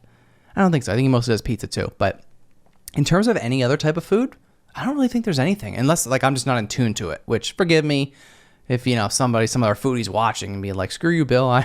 I'm the, whatever." Someone's bound to be like, "Oh, but the Polish contingent in this area, so there's such good Polish food." But I feel like Polish food, it's kind of hard to screw up. Like you can go to a church bazaar around here that has like and really get a lot of good halushki or something, or pierogies. Yeah. 94% of the people that tuned in from out of state are like, "What the hell is halushki?" Yeah. Or what's a bazaar? Yeah. Oh, Right? That does not happen anywhere else. I know. Since coming back here and like listen, like people are talking about the bazaar circuit this summer, and it hit me because like I haven't heard anybody talk about that, nor have I experienced it anywhere else. So funny, dude. That is a real thing. Yeah. Dude, so my wife is from Harrisburg, not far from here, right? Yeah. Literally 2 hours. When she first came here, moved here, she had no idea what a bazaar was, and she was like, it blew her mind that we were getting together at a church, like in a big church parking lot, and there was games and food and whatever, and booze. Yeah. Right. It was like she was like, "This is what? Like what the heck is this?" Yeah. Like, did you grow up around here? Me? Yeah. Yeah. Mm-hmm. Yeah. Born and raised. Okay. Yeah. Like bazaar season in the summer was like literally like the pinnacle event of the social calendar. That's what you did. Yeah. Yeah. You had to go to all of them. Yeah. Right. Like if you were dating a girl in middle school, it was literally I'm like choking to death over here. Because I'm hitting you with the real. It was like literally so that you had someone to like hold hands with at a bazaar. Yeah, you had in the summer. Like that was the places you go to. If you weren't holding hands with somebody at a bazaar, did you even grow up in any PA? Right. Yeah, that was like that's the opening line to your podcast. That was peak like middle school dating around here. Yeah. 100%. A lot of people are just like, "Oh my God, I redacted that from my memory. I forgot that happened." Yeah, me too until you said that. Yeah. But it's true. Yeah. It's very true. Yeah, I was like, you went to movies, you went to like bazaar season. Walk at the mall. Yeah. You went to the mall. Or like in the, middle school, like the off chance that someone's parents were just like away, it's like house party. But like, that was more of a high school thing. Right. Yeah. Yeah. So bazaar was pretty much like your best bet for some quality hand holding. Oh my God. Dude, it's so great. I love it. Yeah. So good. Yeah. Good memories. Good times. I think. Yeah. Maybe. Maybe not, but yeah. Whatever. Couple 4 birds later and it won't matter. Yeah, that's probably what's bringing the nostalgia back. Right? Church bazaars. The more I say it, the more ridiculous it sounds. It does. But we're ridiculous. Yeah. I like ridiculousness, by the way. I like being ridiculous. So. This area is a hotbed for it. It is. I'm creating a ridiculous thing here. Yeah, this is cool. This place is... Yeah, I gotta get my fireplace up. You said I should do the fireplace look. I'll probably have to... Yeah, put the fireplace on the TV. Make it really cozy. Yeah. Maybe you could do that in the other studio you're building. Yeah. What about that? Like, yeah.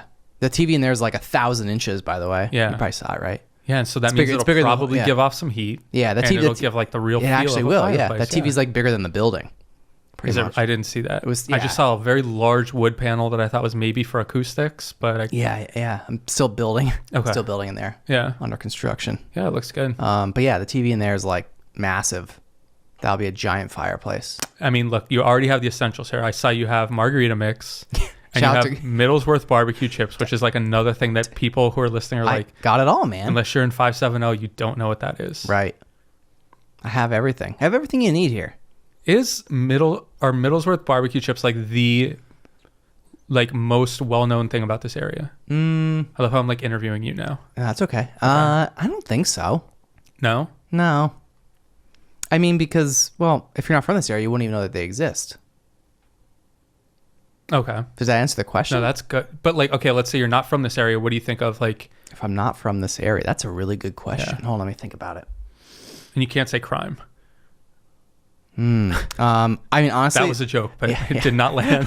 No, I know, I get it. Yeah. Okay. Yeah. Yes, because a lot of people would. Yeah. Say that. I mean, honestly, I know this might sound like very cliche, but the show The Office.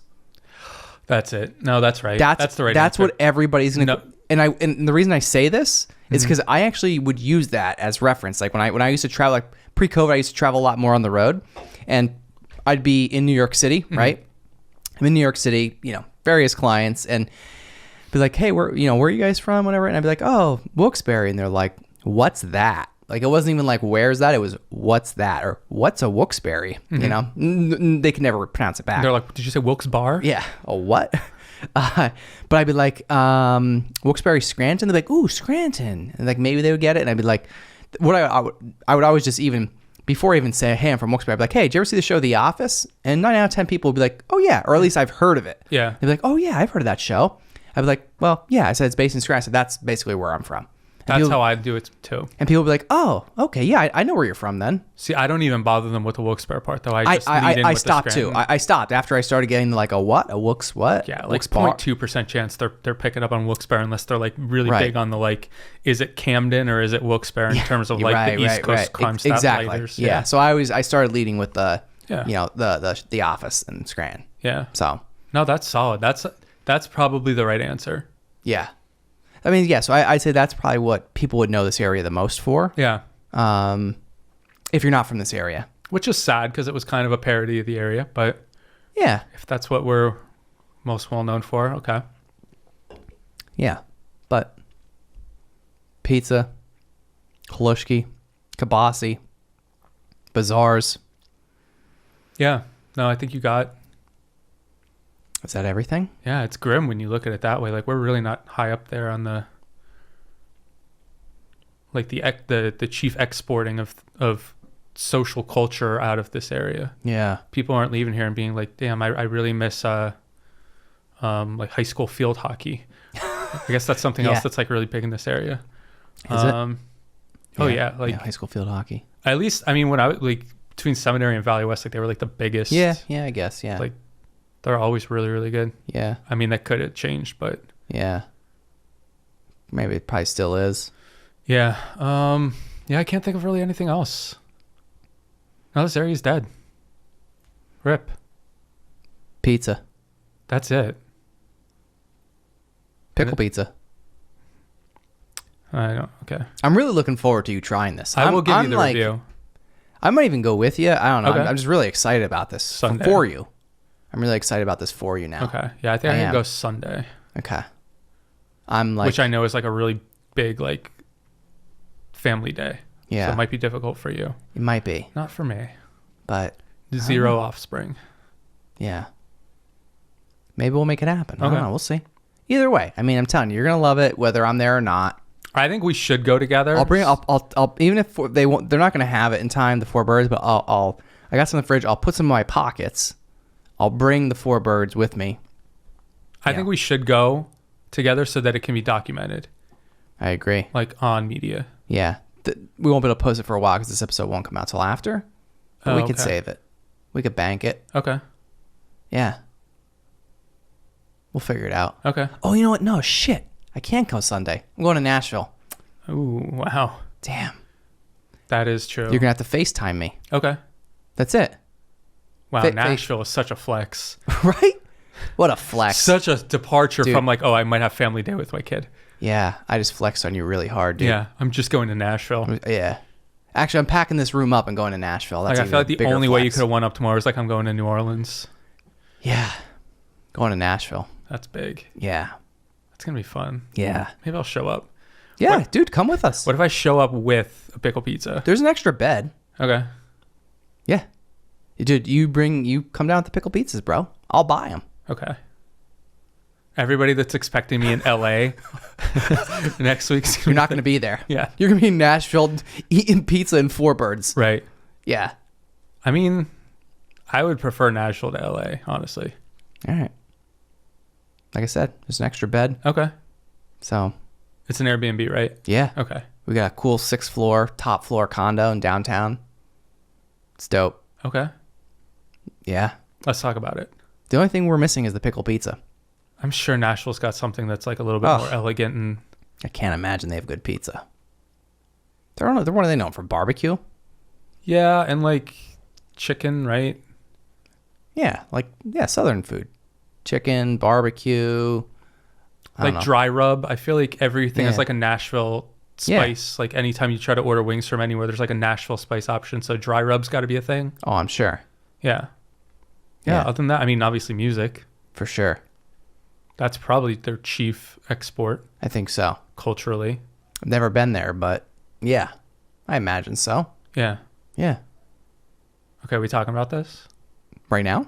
No, like after. Oh, yeah. Okay. People probably think we had like 20 of these four birds by now. By the way, like where we're at right now. No, the last 10 minutes it's just been us like talking about pickle pizza.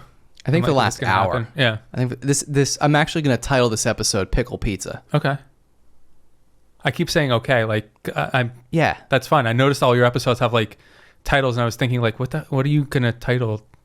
Like, Esports and pizza. yeah, pickle pizza, Pickle pizza. content creation and pickle pizza. Yeah. I'll throw a photo of you eating pickle pizza. Okay. But you have to FaceTime me for real. Yeah, I will. I'm not kidding. I'll take some stills too. Definitely. Maybe I All can of get it. is your guy going to? He's coming with me. Oh, okay. So he won't be available to do like. He won't. Imagine if he came in with like the umbrella and like the professional shoot to get like one still Set shot up, of yeah. me just Oh like my sitting there with God. like Sabatini's My pickle. God. Yeah. But no, you FaceTime us on site. We'll be driving because we're driving Mm-hmm. to Nashville. So FaceTime us. Mom, I'm not texting and FaceTiming while driving. But maybe Eric will pick up my phone Okay. if I'm the one Could driving. use Marco Polo. Yeah. The app that you just like send videos, I think. Okay. Yeah. No, hook we're you up gonna after. FaceTime. Okay. We want, I don't want to put you in like a dangerous... No, he'll pick it up. We're not condoning... I'll be right. We're not condoning FaceTime and driving. Right. I'll be driving. Eric will pick up my phone, and like I'll just be concentrating on driving. He'll but- hold it up from yes. Shotgun Princess. And, Yep. Yeah, and we're gonna vlog it too. So maybe I'll have him take a video of the video. Okay. How about that? Maybe you'll make the video Okay. because he's gonna be vlogging the trip. Yeah. Also. I can do... Yeah. So maybe you'll make that vlog video of the trip. Yeah, I can do some After Effects. Put a Yeah. little glitter on it. A little pizzazz. Good. Like this. Yeah. What do you think? I meant like in post. I know. Like, I was doing like a salt day. I thought you... Okay. I gotcha. Did you? You didn't. I thought Bad joke. Initially, I thought Bad joke. Yeah. This is terrible. We should just end the show, yeah. man. This went What off the rails. happened? This What- went off the rails. Jesus Christ. The second we relied on pickle pizza for content, it went down. Right? Seriously. Please drink responsibly too. I promise the quality of the show, it did not get altered by Four Birds. It didn't. Orange Crush. It only made with it better. vodka, I think it orange, only lime, made and carbonation. 6% alcohol by volume. Made in Jersey Shore, Pennsylvania. Please drink responsibly. That's gonna be the ad for the show. Yeah, that could be like the bookend to it. See? That's literally I'm gonna clip this. Should I go into like voiceover work for Yeah. social media? I think you should. Okay. You have a good voice. I told you that before. All right. I don't tell people they have a good voice unless they have a good voice. No, I appreciate it. I'm like the wheels are turning though. I'm thinking Yeah. like You could be your own agent. could this be a right? Dude. Not a conflict of interest. but- Jesus. You could be your own agent. Yeah. Or I So- just don't even need an agent. Right. Less paperwork. Because you are an agent. Yeah. Secret agent? Not yet. Not yet. But you wouldn't tell me if you were anyway. You couldn't. Would not be because allowed. It'd be a secret. I think I've done too much to qualify for. Secret agent status? Yeah, from what I hear, like there's a certain like moral turpitude standard that you have to. That sounds complicated. I don't know if I would hit the. I'm probably below the threshold that they're looking for. Me too. I've seen some things. You believe me? Like, Yeah. Yeah. All right. Four Birds, Pickle Pizza. yeah. Sorry to all the other sponsors that got glossed over Yeah. for the fake sponsor. They have ads. Yeah. They have ads. That's These true. guys aren't even a sponsor yet. Maybe, like I said, maybe by the time this comes out, I was just, Yeah.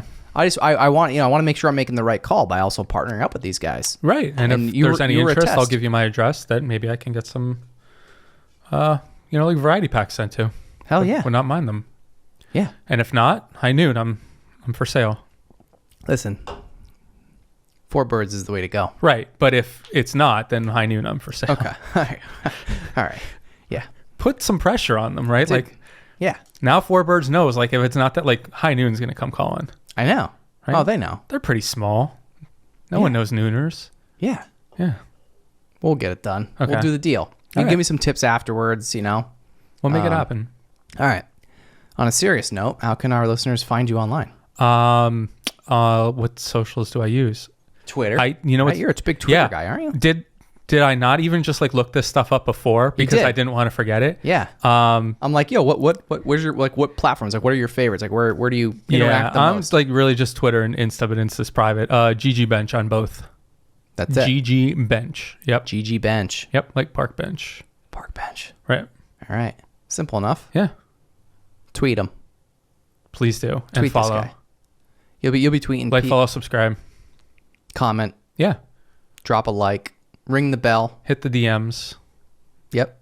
All of it. Or don't. Or like if it's creepy, don't. But yeah. But still do it. Mm-hmm. Still do it. Yeah. May just not respond. It might be in the other box. Yeah. Unless you're four birds. Then I will look out for that one. Bro. It's happening. It's good. I feel good. Do you? I think something's gonna happen. Something is definitely, when we're speaking in the future right now, because like I said, by the time this comes out, it'll be a done deal. Mm-hmm. I'm confident. Especially because especially this is good juju because you had a good experience right now tonight. Mm-hmm. Setting the proposal tomorrow, believe it or not. For this? Yeah. Okay. Yeah. $1 billion dollars. Oh my God. Talk What's about wrong outdated with us? movie reference. I don't need to be in like a couple variety packs sent to me. I'm good. Dude, it's on me.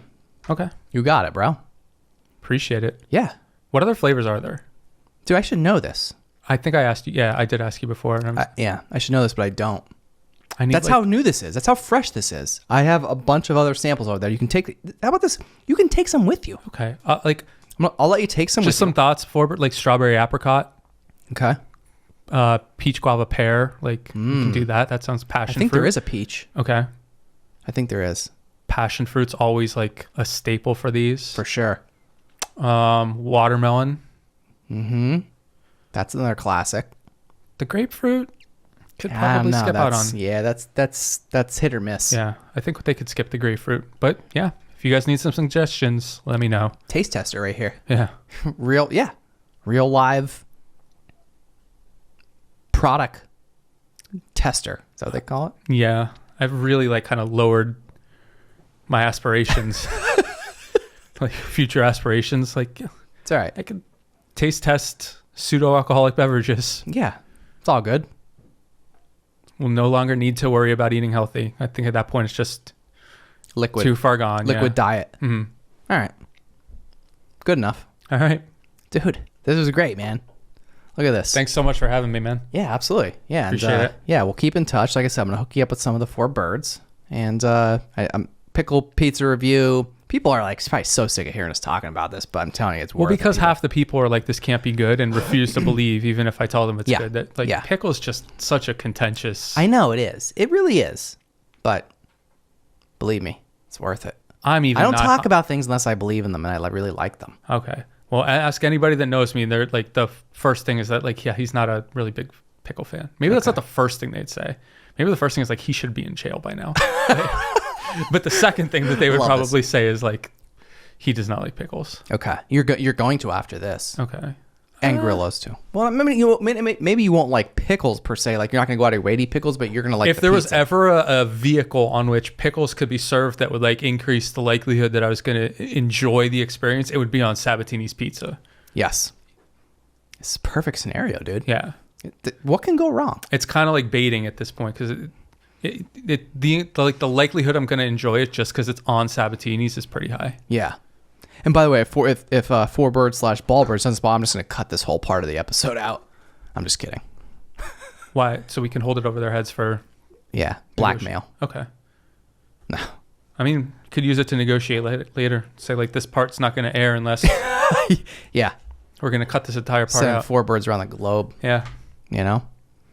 There you go. It could we'll substitute it all. We'll just do voiceover for Truly. Yeah, listen. I'm going right to Truly, the bottom of the barrel. I will never. Ugh. Awful. Yuck. It's so bad. Yuck. We shouldn't even be talking about it. It's not even carbonated. Yuck. I don't even know what that is, by the way. It's like red wine, but worse. But red wine's good. Yeah, then a lot worse. Much worse. All right. Everybody's sick of hearing us talking about this. I agree. So we're gonna let everybody go to bed now.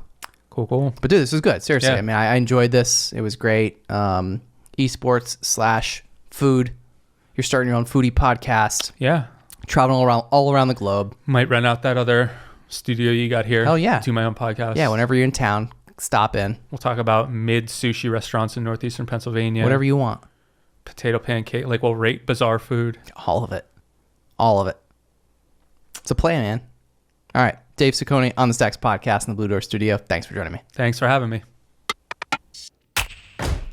If you want to see more On the Stacks content, subscribe to our YouTube channel at youtube.com/onthestackspodcast or search the hashtag OnTheStacks on Instagram, Facebook, and LinkedIn.